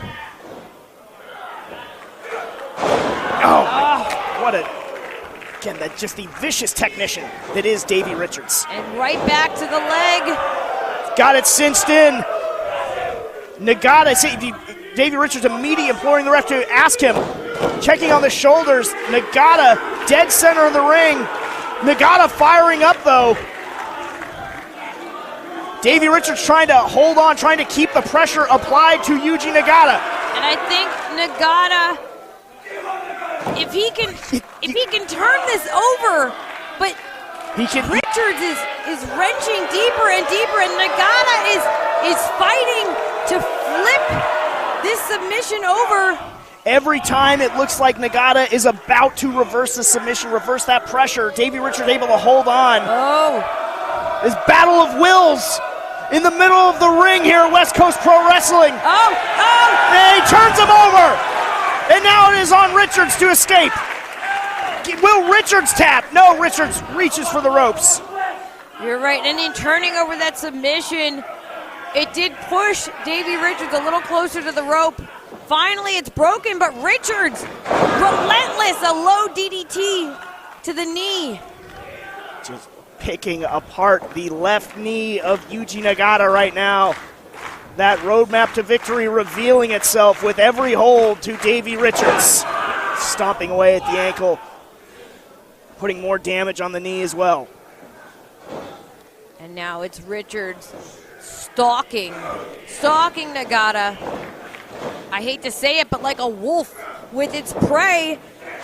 Absolutely. Back to the ankle, back to the knee. And Nagata trying to kick Richards off, but not giving Nagata any chance to sort of get feeling back into that leg, get any sort of let the pain wear away. Relentless picking apart by Davey Richards. The torque on the leg, on the ankle, even on the hip, because you can see that Richards has his own knee wedged between Nagata's legs. It's opening up the joints of the hip as well. You gotta believe that Richards feels like it's just a matter of time now. Asserting his plans. Nagata able to break the hold for the moment. But we've seen just moments ago that will not be much surcease from Davey Richards. That is not the sound strategy, I would say, sort of tomming that kick at Yuji Nagata. You might wake up something you wish lay dormant, and I think he has. Up until this point, this was essentially a ground-based grappling match. But now that we have moved on to striking, it's Nagata who, it looks like, had the advantage, but Richards with a combination of strikes, and Nagata just stopping the forward momentum of Davey Richards. Took a nasty looking spill, sending Richards looking for sanctuary in the corner. Is this the opening that Blue Justice needs? Oh, and you could hear the crowd, just sort of an intake of breath together before that first kick landed. Everybody hold your breath, the calm before the storm of strikes from Yuji Nagata. And this is really the first moment that Blue Justice has had to gather himself, to turn things around, and he is taking full advantage of it. Richards is in trouble. Big time trouble. Oh. Stark contrast to moments ago. Richards trying to fight out. Perhaps was an exploder suplex incoming for Davey Richards. Not sure. That suplex certainly found the mark from Yuji Nagata. Writhing in pain into the cover. Richards able to get the shoulder up at 2. But that definitely found some serious purchase in terms of damage of the back of Davey Richards. And Nagata now very calculating, very deliberate. Maybe another suplex, but no, Richards goes behind. Both men just so deliberate, so calculating. Not a lot of wasted motion. You see it on display right there. Davey Richards escaping out the back door at the last moment, and now he's got his prime target again. He's got Nagata's left leg hooked over that second rope. What does he have in store for Yuji Nagata? What does Yuji Nagata have in store for Davey Richards? You see almost a dragon screw over the second rope there of sorts. Yeah. And just like that, Davey Richards has... Look at Davey Richards. Yeah. That suplex and the shots from Nagata have done some serious damage. He's made it to the top rope, but you're right there. He was staggered a little bit. Howling here in the stateroom, and off the top rope comes down the American Wolf, but comes up empty-handed. For the moment, counter into the pin. No, what is he looking for? Right back into the submission, rolling through. Rolling through is right, and he's got Nagata dead to rights. After everything that left leg has been through, will Nagata submit here in his West Coast Pro Wrestling debut? Can he hang on? His hand is just inches from the canvas, and our official here is keeping careful watch, but Nagata he's inching his way towards the ropes, but still Richards has this submission locked on. It's tap or snap for Yuji Nagata right now, unless he can reach the ropes. Can he reach out one more time? He can. Richards forced to break, but taking every moment to stay in that hold. You look at Yuji Nagata, just all of the energy it took to reach the ropes. Immediately clutching at that left leg. Davey Richards looking to follow up on Blue Justice, Mr. IWGP himself here in the stateroom here at West Coast Pro Wrestling in the black and blue. Something these two competitors certainly will be after this match. Richards maybe trying to go for a suplex of his own here, but Nagata fighting it. Look at that wide base on his legs. It might have been the first maybe mistake of Davey Richards is after that pain to the midsection. Not able to get the proper leverage needed, and now back to trading strikes we go. Nagata imploring Davey Richards. Richards doesn't really know quite what to make of it. Richards fighting back. Found the mark, but seems to sort of spur Nagata on. Nagata eating those shots, and now Richards going to what has been old reliable in this matchup. Oh, eats a boot, but follows up with a kick of his own. Does Richards? Richards is now doubled over. Nagata refusing to wilt for the moment, but Richards caught him again. Richards with the ankle lock. He has tapped out so many world-class competitors with this very hold, and Nagata keeping the knee underneath himself to try to push himself to the ropes. He's close, but he's not. Oh, wait a second. Nagata able to counter out for the moment. Now Davey Richards going again, this time with more authority and alacrity from the top rope, and double stop to Yuji Nagata. Into the cover. Big time win for Davey Richards here at the stateroom. No! 2 count only. Yuji Nagata is still alive in this matchup. Davey Richards with that vicious, deadly double stomp from the top rope, connected, and still Blue Justice fights on like he has done for 30 years. Davey Richards needs to pull out something else, anything else, if he's going to put him away tonight. You said it, 30 years for Yuji Nagata. What an absolute legend, and the legend has just exploded, Davey Richards!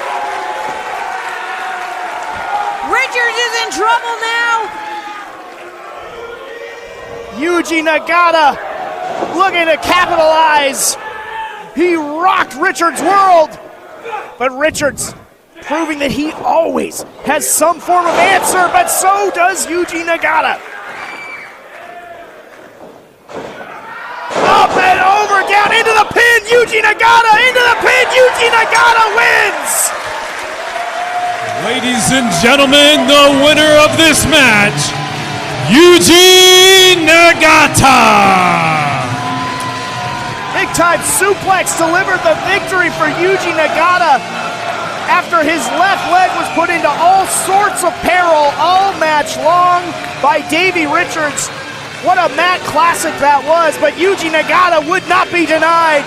Not tonight, not in his West Coast Pro debut. The fans are on their feet here. A show of respect, not just for this war here tonight, but for the entire career of Yuji Nagata. We saw something special, and Davey Richards gave it his all. He always does, always delivers. And another serenade for an absolute legend. And 30 Nagata years. looks like he has eyes on Davey as well. Taking in these cheers. And James, did you ever think you would hear a West Coast cheer raining out for New Japan star Yuji Nagata? Again, that is just showing you just the caliber of matches that we are bringing you here at West Coast Pro. Hashtag game related, Nagata versus Richards. And a double showing of sportsmanship there. And to your question, no, Veda Scott, there are so many things that West Coast Pro Wrestling has given us and the world that I never thought we would see. Count this right there among them. The damage done by Davey Richards, but not enough to deny Yuji Nagata here at Game Related. Blue Justice, big time victory.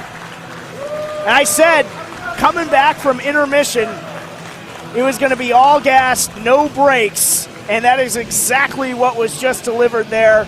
Instant classic from Nagata and Richards, and we have even more still to come. And as I understand it, we're going to be keeping it with that Japan theme going here. We talked about the classics between Davey Richards and Kevin Blackwood, how Richards' efforts sort of awarded him that honor to take on Yuji Nagata. Kevin Blackwood gets the honor of taking on Minoru Suzuki. What do you got for this one?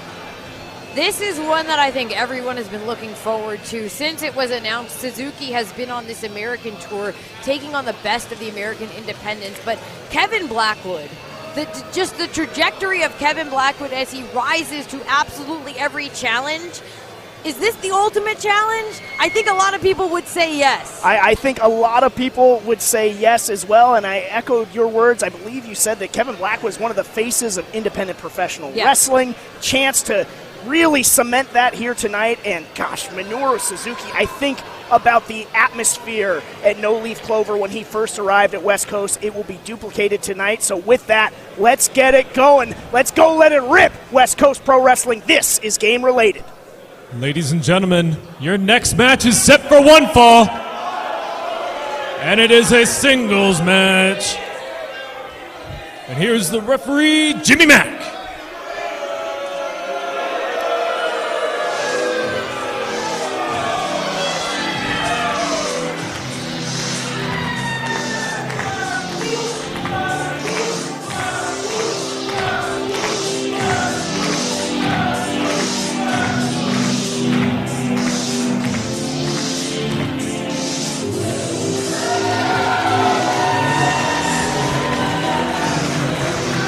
And there you see the aesthetic. Introducing first from Buffalo, New York, weighing in.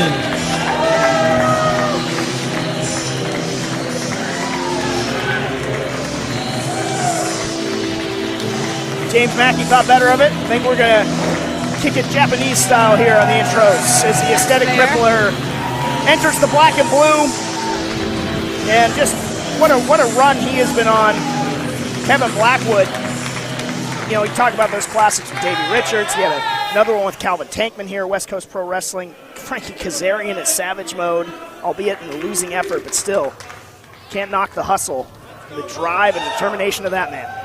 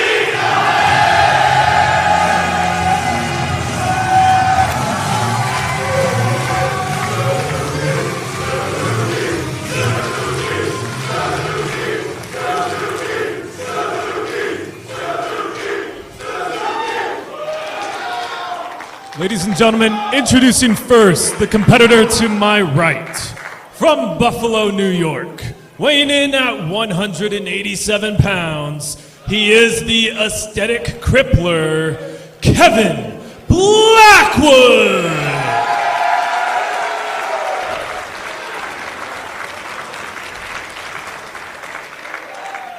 And his opponent to my left, weighing in at 100 kilograms from Yokohama, Japan, he is the King, Minoru Suzuki!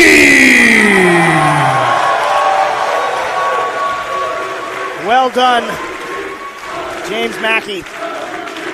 I feel the hairs on the back of my neck rising up. You heard the crowd, the atmosphere, electric. The bell is rung, about to become frightfully hectic here in the stateroom. West Coast Pro Wrestling game related. Suzuki and Blackwood. Suzuki making his return to West Coast Pro Wrestling here at No Leaf Clover when he defeated Daniel Garcia. And now another great combatant in Kevin Blackwood. And this, to me, I think, was my most anticipated matchup of the night. Not just for the quality that we are about to see if you love pro wrestling, but just watching, like I said, the rise of Kevin Blackwood, not just here in West Coast Pro, but in independent wrestling in general. To see him get to this point after nearly a career-ending car accident 2 years ago, yes, has just been incredible. And of course, Minoru Suzuki. What else needs to be said? No doubt, he is the king for a reason. Just so many accomplishments. The resume goes on and on and on for him. Co-founder, of course, of Pancrase, one of the first MMA organizations in the world. This guy took it to Ken Shamrock. What more can you say? Like you said, but I don't think he gets talked about enough. Kevin Blackwood coming back from that car accident. Just the sterner stuff that man is made of, coming on the other side of that. Coming back from injury and then relocating here to the West Coast, which in the past has quite honestly been somewhat of a death sentence for many wrestling careers. But now that we have promotions like West Coast Pro, several other places that are just building up the West Coast, particularly building up Northern California, it's not anymore. It's a gateway, in fact, to success. And Kevin Blackwood is proving that, along with so much of the California talent that we are seeing here at West Coast Pro. And now we see Blackwood going hold for hold with Minoru Suzuki. Going hold for hold with Minoru Suzuki, something that I'm sure you tell a younger Kevin Blackwood he might not have believed you, but here we are. And Suzuki taking his time here. Yeah, he does that. And the viciousness of Blackwood. Suzuki. Hey, Blackwood able to answer in kind. Yeah, Blackwood trying to snatch an ankle, and Suzuki. Blackwood on top. Blackwood showing a little bit of hesitation as Suzuki covers up. Will that come back to cost him? I don't know if that was the man. Sportingly and slightly tauntingly giving Suzuki up there. Suzuki taking it to the outside, taking a little bit of a breather now. Just a moment here. A grin on the face of both Blackwood and Suzuki. A little bit of mind games going here, Veda.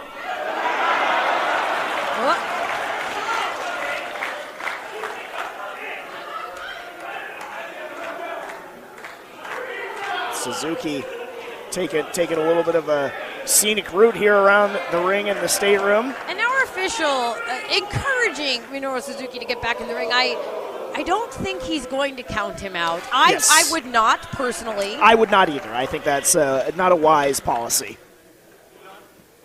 Okay, we're just chilling, says Minoru Suzuki. We're just be cool. Be cool. Almost a nervous hush. Oh! And now Suzuki starting to unload. Blackwood showing that speed. It kills. Will it be enough to get him past Suzuki here tonight? Following up now. Suzuki able to position himself onto the apron, catches the arm! Armbar trapped in the ropes. He's gonna have to break the hold. But Suzuki, the veteran that he is, taking advantage of every second in those ropes. And now encouraging the fans to get out of the way as he tosses Blackwood into some chairs. Clearing the seats to deposit Blackwood into them. But yeah, what a counter from Suzuki. Able to capture the arm of Blackwood. Didn't have it on for long. Had to break before the count of 5. But definitely some damage done and maybe more to come. They call him the murder grandpa. Some people do. Yeah. I'm not sure how he feels about it, so it's not coming from me necessarily. Took the words right out of my mouth. I'm always hesitant to use that. I've heard it said, but not by me. And now look at the face of Minoru Suzuki. Kevin Blackwood, maybe someone could get the car running. It's not too late. I'm inclined to agree with the West Coast crowd there. Okay. Suzuki absorbed Maybe every not bit. Impressed. Absorbed every bit, and it didn't even phase him. I saw Blackwood stuff in the back. I can grab it for him if he wants to take off now. But, okay. Oh, no! The face of Kevin Blackwood telling a very different story than the face of Suzuki a moment ago, and he is down to one knee. Can you slap a tattoo, the pigmentation out of someone's skin? Just about slapped it off the body of Blackwood if it ever was possible, and they are trading still. I felt that one over here at the desk. And now Suzuki wrenching away at the neck and the face, the nose, the bridge of the nose. Suzuki hammering down on Blackwood. Suzuki back into the ring. Blackwood thinking better of it, still on the outside. Definitely did not get the better of those exchanges outside the ring with Suzuki. Blackwood rolled inside, but Suzuki right back in control. It is a torture chamber now for Kevin Blackwood at the hands of Suzuki. Starting to really just pick him apart. Trapping the arm, and now... Just look at the face of Suzuki. He's taking pride and pleasure in this. Oh. The fingers of Blackwood now being snapped. That wrist as well. Not meant to bend that way. Blackwood says no for the moment, but how much of this can he endure? And Suzuki has both arms trapped. Decided to leave that alone and head towards the leg area. No limb untouched. A half crab. Almost flipping Blackwood over. Just wrenching down as deep as he possibly can. And look at the roar of Suzuki. And Blackwood trying to crawl towards the ropes. Suzuki, I think he sees where he is, yeah. It's just... It's like Michael Myers or something. He has that sense for it. He wants to give a glimmer of hope and then take it away. He's slow about it, but he'll catch up to you. Yes. You can't run fast enough. As Blackwood has found out, he's definitely not going to be running as fast when Suzuki is done with that leg. And now switching back to the arm. Going back to the arm bar. Went for a cross arm breaker, but Blackwood frantically trying to roll. He's got the rope. Got to the rope before that hold could be fully locked on. Suzuki, though, rolling his shoulders like he's just warming up. That is a scary sight. If you were Kevin Blackwood, a scary thought if Suzuki is just getting started. The aesthetic crippler might be on the wrong end of that sentiment by the end of this match. And just look at just how red he has already turned. And everyone watching along, I almost said if you're loving this, but of course you're loving this. Tweet along with us, hashtag game related. We want to know what you think. Kevin Blackwood scoring with a couple of shots. See him favoring that arm, though. Coming in hot is Kevin Blackwood. Big exploder. Suzuki finally off his feet. Blackwood into a cover. You saw Blackwood like a momentary celebration when he scored with the exploder. Not enough to keep Suzuki down. Blackwood saw his opportunity. And now you see him thinking it over on what to try and do next. And Kevin Blackwood, known to utilize variations of a double stomp from all heights and all angles, but in order to do that, he has to have you stationary. He has to have you motionless for even a couple seconds. He's going to have to break Minoru Suzuki down, I think, before he can connect with any of that. And speaking of being broke down, that's exactly what Suzuki has done to Blackwood throughout the course of this matchup.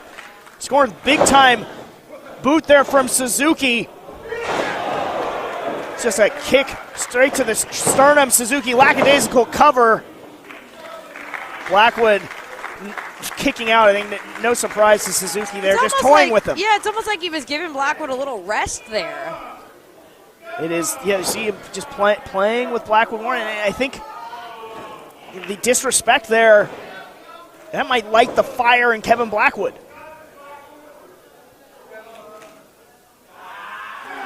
And once again, trading. Kevin Blackwood is tough. He is not to be underestimated. He's been underestimated his entire career, and I think that is why he fights so hard. And right now he is fighting Minoru Suzuki, forearm for forearm, shot for shot, here in the middle of the West Coast Pro Ring. Head to head, literally in the center of the black and blue, Blackwood and Suzuki.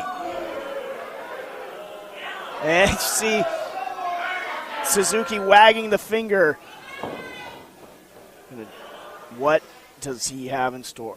Oh! Flush! And sends Blackwood to the canvas. And that could be a knockout blow. Our official needs to keep an eye on Kevin Blackwood. But wait, Blackwood slowly rising to his feet. He's not down. He's not out. He's still trading with Suzuki after that shot, and this time Blackwood refuses to go down. You can see his body fighting. Blackwood's physical being wants to give up, but his heart's not going to let him. Will not allow it. Suzuki catching them. Oh, we're looking for that. Look at that pile driver. Blackwood saw it coming. Blocking the God-style pile driver, and Blackwood scoring with a vicious strike to the head of his own. And now plants Suzuki. Give me a shot at the night, says Kevin Blackwood. No, 2 count only.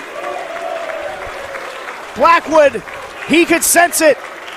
He could see it in his mind's eye that he had just beaten Suzuki, but no, 2 count only. Suzuki follows. Suzuki, now he's got him in a sleeper. He put Daniel Garcia, look. Back up. Another Death Valley driver, but no, Suzuki behind. Elbow to the face. Suzuki refuses to be stopped. Now he's got the sleeper locked in. And this is what he used on Daniel Garcia to soften him up. Exactly.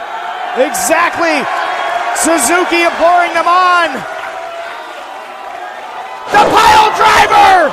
God-style pile driver connects. Academic 3 count. Suzuki wins. The winner of this match, Minoru Suzuki! And you see the official Jimmy Mack, even he is intimidated by just trying to raise the hand of Minoru Suzuki. Minoru Suzuki victorious here at Game Related. I often say that pro wrestling can be like a song. And what we just saw there was an unchained melody of violence from Minoru Suzuki and Kevin Blackwood. Astounding stuff here, West Coast Pro Wrestling Game Related. Kevin Blackwood once again proving that he will take on any challenger. He's not afraid of legends. And win or lose, he will stand and live to fight another day. I know that he is very introspective. He's going to take the time, I'm sure, to recollect himself after that defeat. And I just can't wait to see what's Ladies next. and gentlemen, with I don't know Blackwood. about you, but those two matches have made me speechless. How are you doing? We don't have the luxury of being speechless, James. We still have some more It is our job. action. Indeed. The next match is set for one fall. I And am it is a inclined to singles agree. match. And introducing referee Karina Kyle.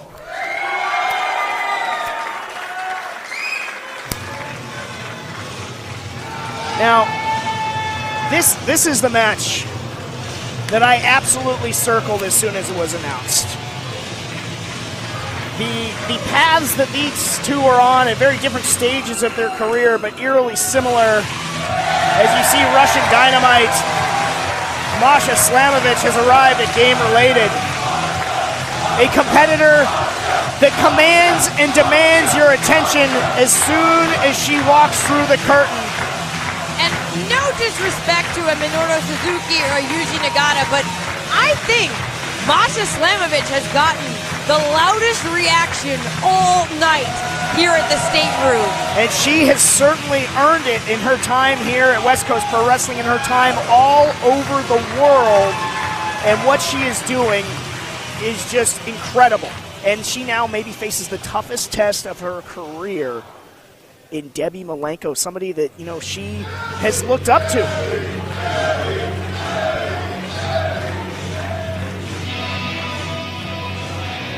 If you had a time machine, if you were Debbie Malenko in, say, 1991, All Japan Women's Pro Wrestling, you could go into the future and see that Masha Slamovich would someday be on the path that she is.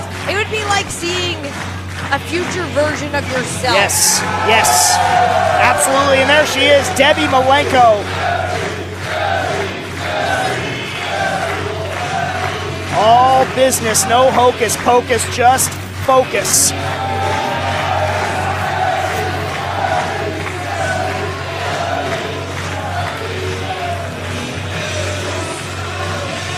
Debbie Malenko, someone whose career was relatively short-lived, or had been relatively short-lived, 1991 to 1993 in Japan.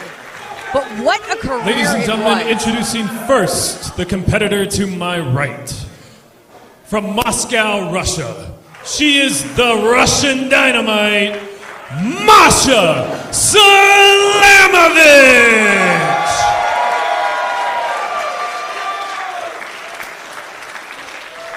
And her opponent, the competitor to my left.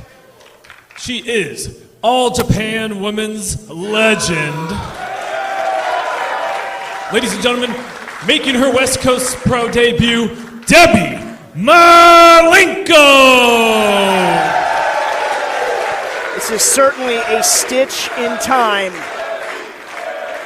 Masha Slamovich, Debbie Malenko. Masha had this to say: I look forward to facing Debbie Malenko for many reasons. She's an excellent wrestler without a doubt, and we are underway. She wrestled alongside my coaches, the women I look up to. I consider myself well-versed in the Japanese style, and what a better way to prove that than against someone who knows that style just as well. Which truly is the most respectful and even keel I have ever heard Masha Slamovich be, which shows how much she genuinely does respect a Debbie Malenko. Respect only lasts so long. Slamovich scores with a suplex, but Malenko, not to be outdone, answers right back. All right, and we are right back to, say, 1992. Speaking of time machines. Churn back the clock and buckle up. Debbie Malenko, someone who packed up her life and went to Japan to pursue professional wrestling. Masha Slamovich did the same exact thing. With that eerie similarity, just on different timelines. Slamovich scored to the head and out. Brutal clothesline into a cover early here. Slamovich getting a 2 count. The speed and the explosiveness of Slamovich cannot be understated. Yeah. Mark Henry, he said that she wrestles with a level of aggression and tenacity that you see in seasoned veterans. She grabs your attention. She wants to be remembered, and she is the best female wrestler under 25. Quite a compliment from the Hall of Famer to Masha Slamovich. Whoa, Malenko caught her. A mistake early for Masha Slamovich could spell an early night for Russian Dynamite. Malenko, methodical, working the right leg and knee of Masha Slamovich. You think about Debbie Malenko training under Boris, Joe, and Dean, earning that surname. It's an incredible achievement in its own right. And now grinding her elbow into the knee of Masha Slamovich. Look at that torque on the ankle. I'm meant to bend that way. I'm no doctor, but I don't think it goes that way. And Debbie Malenko biting the toes of Masha Slamovich. Shades of Masha Slamovich usually is the one to resort to the biting. Again, this is like a mirror match. Yes. Took the words out of my mouth, looking right into that mirror of it.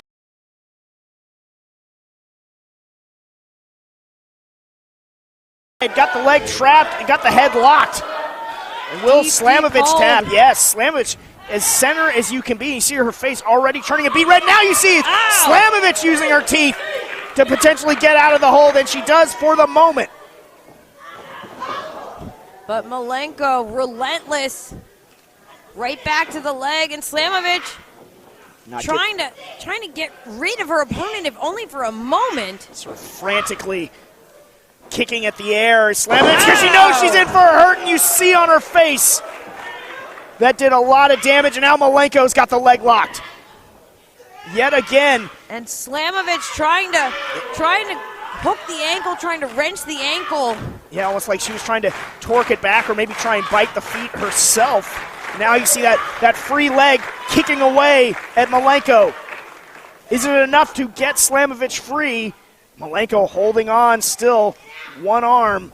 And this truly is unfamiliar territory for Masha Slamovich, because she is generally an extremely dominant, relentless competitor, and to see her broken down so much, even now, even as she has some control, she's limping, she's grabbing her leg. Yeah, not able to be nearly as assertive or aggressive as she's accustomed to.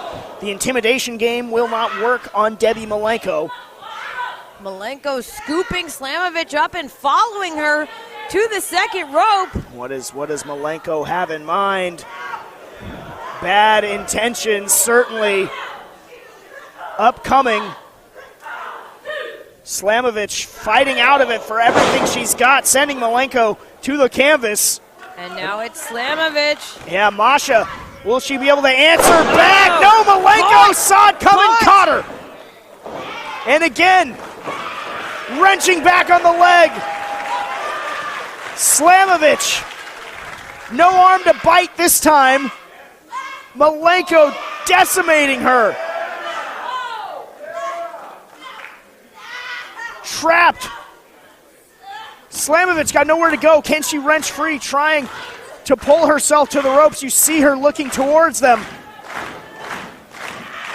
And Malenko, though, is seated on Masha's back, and still Masha pulling with everything she has. Full body weight. And Slamovich just able to reach the ropes. But at that point, being in the hold for that long, leg, lower back, all damaged of Masha Slamovich. And I cannot tell you the last time I saw Masha Slamovich in a predicament like this. This Boston Crab is as deep as it can get.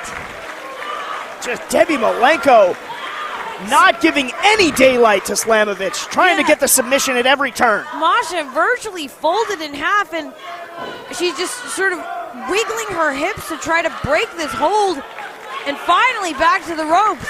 See, maybe just a little bit of creeping frustration on the face of Malenko that Slamovich was again able to break the hold, but the strategy as of right now is as sound can be from Malenko. Picking Slamovich apart. And you're right, Vito. A moment ago, I don't remember a time that I've seen Masha in this type of situation. And she's going to try to turn it around here. Finally connecting with a knee. Oh, but you see, what did it cost her? See, there's that boot. Able to follow up, but still keenly aware of the damage that's been done, but now doing damage of her own, but right back to it. delaying her into the cover. Will that cost her 3 count? Could have been 3 if Malenko didn't grab the ropes. Slamovich's best offensive volley thus far in the matchup. Yeah, Slamovich not bothering to take the time to pull Malenko away from those ropes, just going for the pin any way that she could get it. Malenko. Wild swing, and Malenko caught her. And down into the cover. Could be all for Slamovich. Malenko eyelashes away from getting the 3 count. And Slamovich was clutching the back of her head, maybe the back of her neck. She still got damage to her right knee, her right ankle. It's not even a full breath away from the 3 count as you hear now the dueling chants in the stateroom.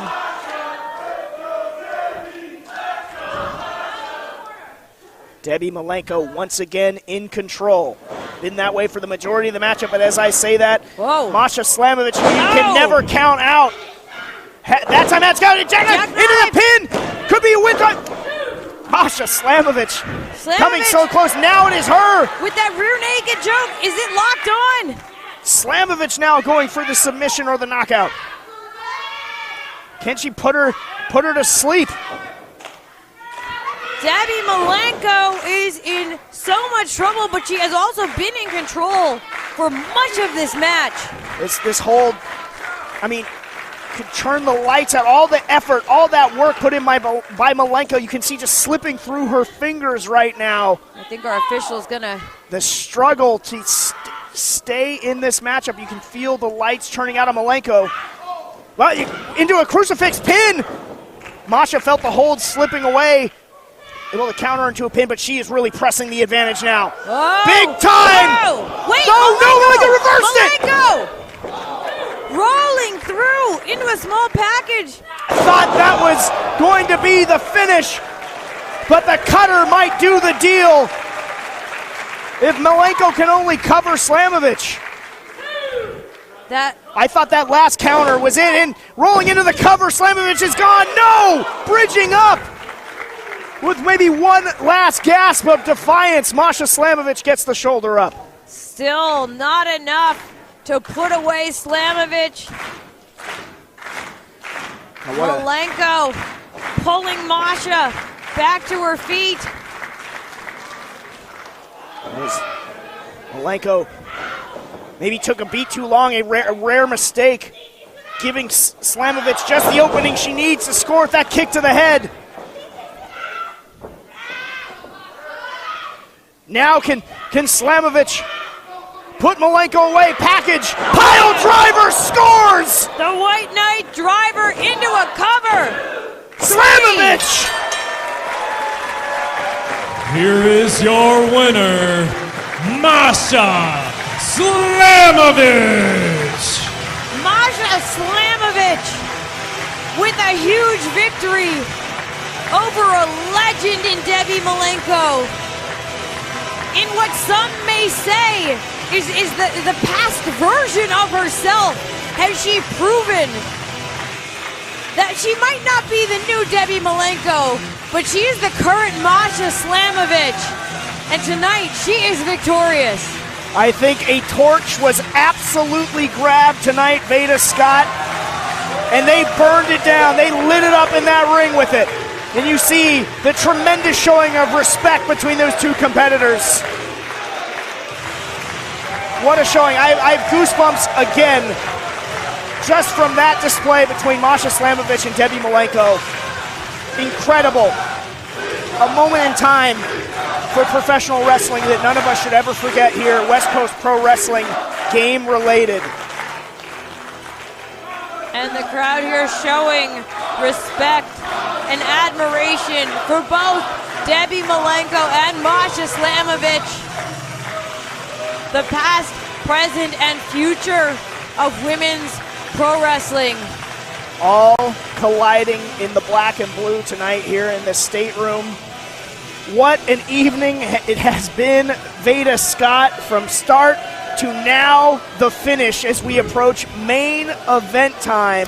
Bandido challenging the Samoan Werewolf for the West Coast Pro Championship. Jacob Fatu making his first defense of the West Coast Pro Championship, and it could be his last one because Bandido Bandido is a world champion all over. He Yes. is someone who, I don't know, I think this could come to an end tonight for Jacob Fatu. It could be a short reign for Jacob Fatu, but the table has been set, so let's get to the main course. It is main event time here at Game Ladies Related. and gentlemen, it is now time for your main event.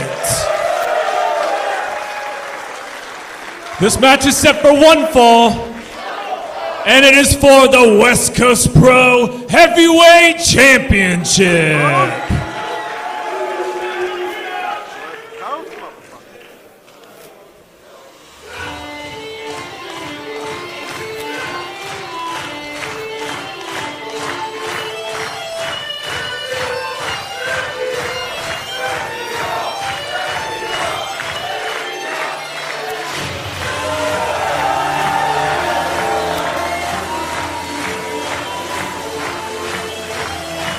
There you see him, Bandido, the challenger for the West Coast Pro Championship, and just what an incredibly successful, decorated, world-renowned competitor he is. And for him to be here at West Coast Pro Wrestling, this is something I have been looking forward to for quite some time. And you said it.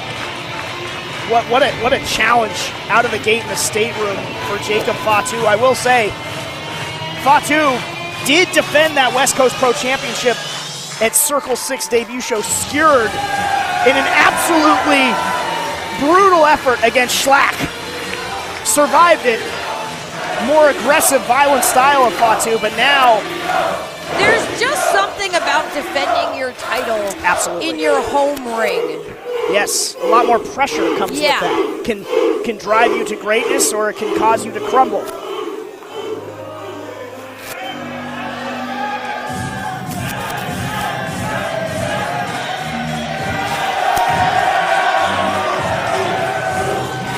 And I think Fatu has his eyes on the former. He feels right at home here, as he should. In the stateroom, the Samoan Werewolf, the West Coast Pro Champion, has arrived.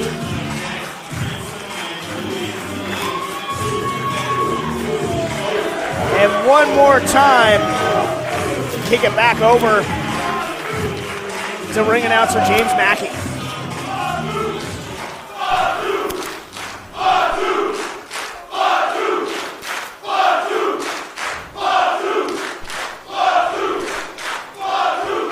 Ladies and gentlemen, your main event for this evening. It is for the West Coast Pro Heavyweight Championship.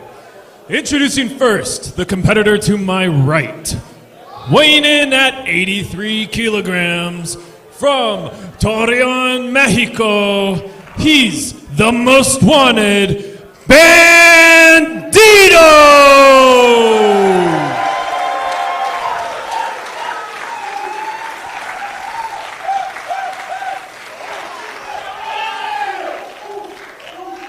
And the competitor to my left.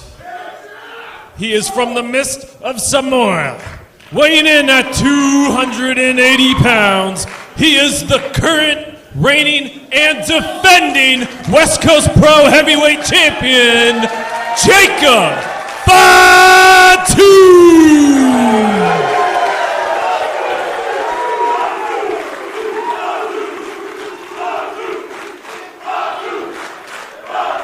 There you have it. West Coast Pro Championship on the line. West Coast flock chanting for the Samoan Werewolf, Fatu. Must shout out the Zorro aesthetic of Bandido. Big fan. And that's the prize. That's what it is all about. Stakes. Big time. Here at Game Related. And we've said it time and again. The West Coast Pro faithful are just that. They are loyal. They are faithful to their favorites here. But you cannot help but show so much respect to a competitor the level of Bandido. And right on cue.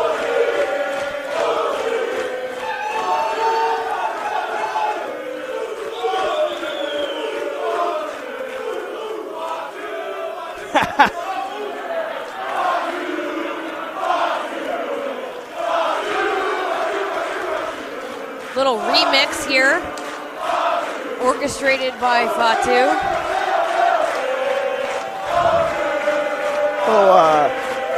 Dueling chants here in our main event. I was going to say, what an atmosphere in the stateroom. Don't you wish you were here?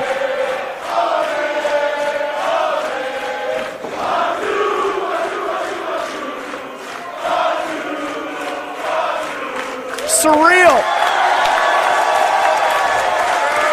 Absolutely surreal. And I thank you for joining us again on IWTV, #GameRelated here, West Coast Pro Wrestling. That was something else, and they haven't even touched yet. We're so lucky that we can be live on IWTV, but as you were saying, you should be here. Make it a destination. Come out. San Francisco is beautiful. Got a whole bunch of huge events coming out. Follow us on the West Coast Pro socials. Buy some tickets. Plan a vacation. What's better than pro wrestling? Mickey Mouse? Who? I don't know. Never heard of him. Never. Who'd he ever beat? And here we go. Fatu and Bandido getting things started in earnest. Whoa! Bandido showing off the speed and athleticism in the early going. He's going to need all of that and more against Fatu. Samoan Werewolf, another one of those just deceptively athletic competitors.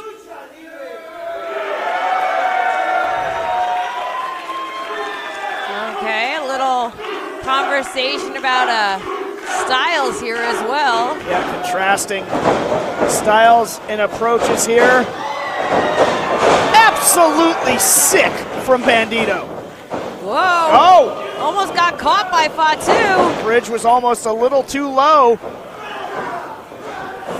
Whoa. This time, around and down goes Fatu. Loading up was Bandido. Whoa! Now Fatu! Spiking Bandido down with a run of his own and a stereo kip up.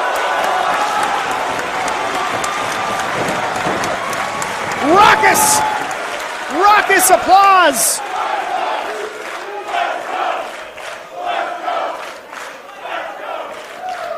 And respect shown, respect earned here in our main event at Game Related. But back to it.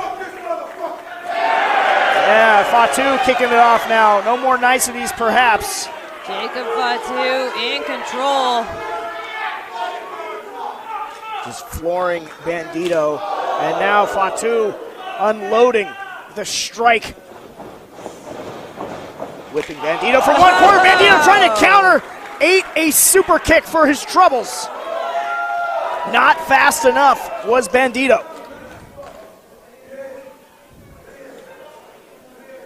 Fatu grinding the pace down to Hall, using that head of his for more than a hat. Vicious headbutt. Bandido on the receiving end of all the damage right now. Launched into the corner.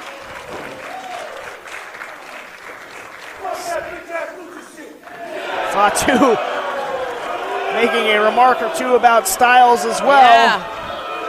And what he plans to do to Bandido. Fatu in full control right now. Bandido, as I say that, fighting his way back. Only for the moment, big time slap. He Chris rocked him down to the canvas. And Fatu has something to prove here tonight, not just because of the caliber of his opponent in Bandido, but as a champion, he's setting the tone for his reign between Schlack, Bandido. He is showing that he can take on and defeat anyone, any style. Yeah, talk about the contrast between Schlack and now Bandido. Couldn't be more different.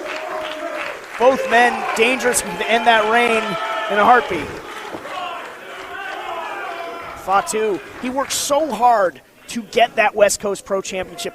Went through so much to finally pry it from AJ Gray.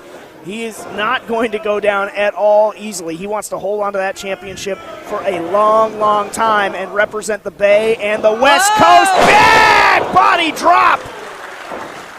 Look out for the chandeliers here in the stateroom. Up and over. It was a long way down for Bandido. Bandido known to fly, but it's usually under his own power. And now Fatu has him grounded. Fatu really been in control the vast majority of this matchup. Gone are the dueling remixes of songs, and now it is all about the prize. Bandido trading strikes, but definitely not getting the better of that exchange. But still refusing to give more than an inch, standing in there, taking it, and now pushing forward, loading up. Oh, took way too much time. That dog won't hunt. Down goes Bandido yet again. Werewolf telling the crowd that they know what's up, what is coming next for Bandido. Took too long. Bandido showing off yet again. Impressive stuff. Can't take your eye off Fatu. Scored with the super kick. Fatu holding on. Bandido with the elbow. Just needs a little bit of space. Corkscrewing through the air. That one scored big time, and now Fatu set to the outside. What does Bandido have in mind? Suicide dive to Fatu, not wasting any motion. Sends Fatu back in, but to his own detriment. Fatu answering right back. Nearly launching himself into our locker room. Just a missile, a Samoan missile from inside to outside. Bandido answering, corkscrewing right back again. Sidewinder. That tornado over the top has taken out Jacob Fatu. But Bandido, slow to get back into the ring here. He's taking a lot of punishment. Has Bandido. Both men are down. And again, it is hashtag game related. Let us know what you think. I mean, I already know what you think. This show is freaking awesome. But let us know. I agree with Veda. Yes, let us know. Hashtag game related. Both champion and challenger are down. You see Fatu reaching for the right leg. Official applying the 10 count. Seemed hesitant at first, but we are now up to 6 here at the stateroom. Don't want to see this end in a count out. Up to 8 now. Bandido is on his feet. Fatu, not so much. Fatu, though, had the sense that he had only one tick left to get back into the ring. Does so, but keep an eye on the champion reaching for that right leg. Not sure when he damaged it. Was it taken the corkscrew attack from Bandido? Was it when he dove himself? Keep an eye on it, though. Bandido maybe bit off a little bit more than he could chew there. No! Wait! Samoan Werewolf blocks it, but only for a moment. Undercover, new champion, no! And now Fatu up to his knees, but Bandido up first. That rain flashing before Fatu's eyes, and maybe the life of Bandido flashing before his super kick into the shapeshifter, finds the mark! Cover! Successful defense for Fatu, incoming 3, no! Fatu hit the shapeshifter, but not enough to keep Bandido down for 3, Veda. And Fatu here, he's going to need to change his course of action. He has tried so many different things. He's tried striking. He's tried just flying and launching his body at Bandido. Not enough. Gotta admire the heart. SST! No counter! He's our new champion! No! What an incredible counter, though, from Bandido. SST was coming down, used all of Fatu's momentum, and nearly took home the championship. You can see the looks of disbelief on every single face here in the stateroom. They thought we had a new champion. I think Bandido thought he was the new champion. And Jacob Fatu, he's got to think of a new plan here. What he's trying, it's not working. Jacob Fatu has got to be feeling every near time that the championship slips from his grasp. The championship he worked so hard to get. Bandido could be taking it home here. Just from the soles of his feet to the face of Bandido. stoving in the chest, and down goes Bandido. Crowd saying one more time. Fatu on his feet, but Bandido not backing away. Not willing to give any ground. Willing to get in the trenches and just trade strikes here in this walloping melee that is our main event. Spanish Fly! Fatu trying to string it together, but Bandido pop-up cutter. Pop-up cutter, but Bandido not able to make the cover. If he can, could be new champion, but both men are down.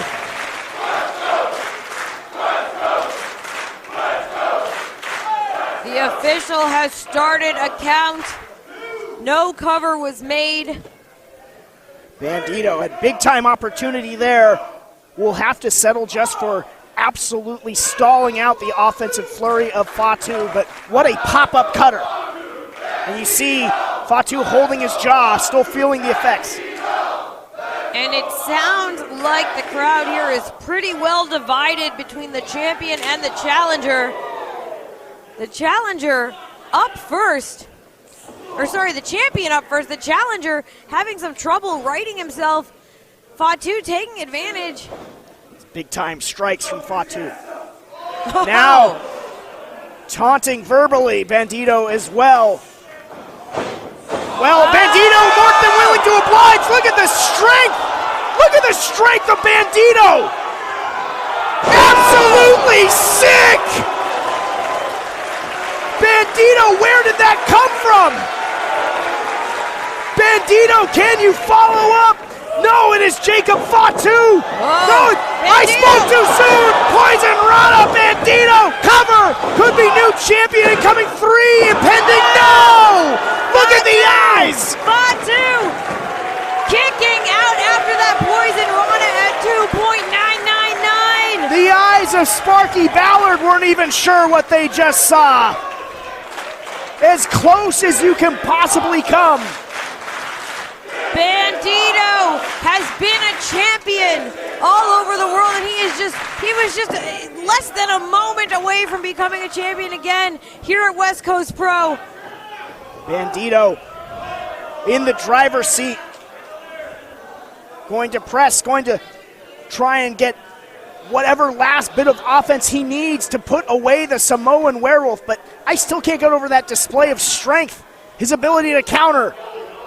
And now, looked like perhaps an avalanche Spanish Fly was in store for the Samoan werewolf, but he is able to counter, and he's looking for a big-time swanton, knees up by Bandido. We saw that injure Midas Kreed earlier, but Bandido able to get them up fully and get the benefit, and now springboard Hurricane Rana into the cover. New champion, no!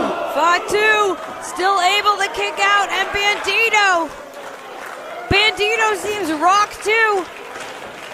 He's got to be thinking, what do I have to do? How deep in my bag do I have to go to put away the Samoan werewolf? And if you're Jacob Fatu, you feel, again, that title just slipping away. Not able to mount any offense at this point in the match. He's barely able even to stand. Bandido looking for falling for it. Yes, he is. 21 plaques. Looking for it. Will he hit it? If he does, no! Fatu this time able to pull the counter and scores. Absolutely super kick, churning Bandido inside out. Now SST delivering. Now Fatu going up for the killing moon. Do you hear a dial tone? Because this is off the hook. 2, 3. Fatu retains.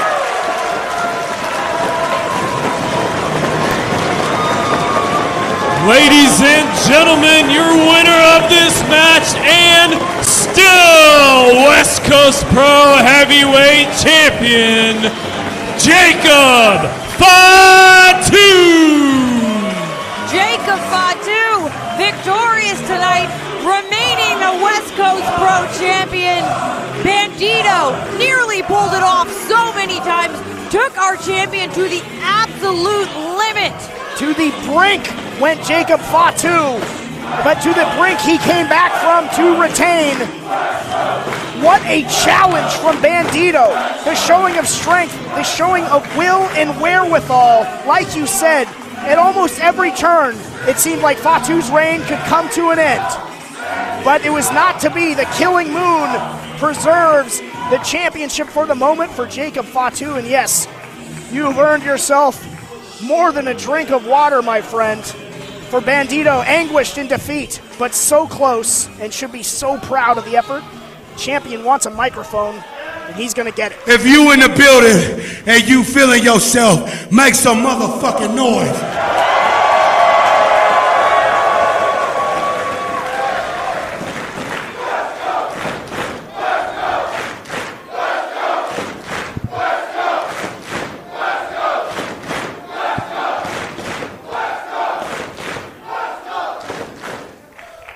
Man, keep this shit so 100. Bandido, you are the motherfucking man.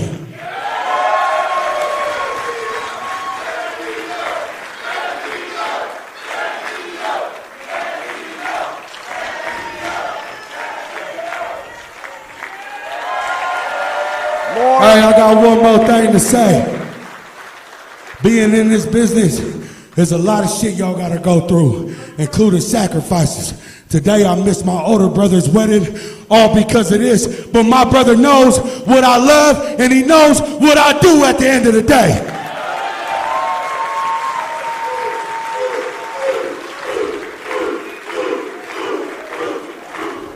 So with that, being love and respect, Brother Steve, Sister Seal, I love you, congratulations, but this don't take away back from Bandido being the motherfucking man. Thank you, West Coast. See y'all in the next one. Yeah, baby! Tremendous showing of respect, sportsmanship, whatever you want to call it, between Bandido and Fatu, and a special message for his family as well, and he is absolutely right. The sacrifices that you do see, the sacrifices that you don't see in this business are often innumerable. Beta Scott, you would know that as well as anyone, but all worth it when you get to partake in this West Coast Pro Wrestling, game-related, absolutely delivered like only West Coast Pro Wrestling can. Our champion shows exactly why. What a night here in the stateroom, but we'll be back next month, May 13th, ill-mannered. I'll be here. You'll be here. Absolutely. Don't miss us in Eugene, Oregon as well. West Coast WrestleFest, that's April 23rd coming up. But yes, ill-mannered May 13th back here in the stateroom. Be part of the happening.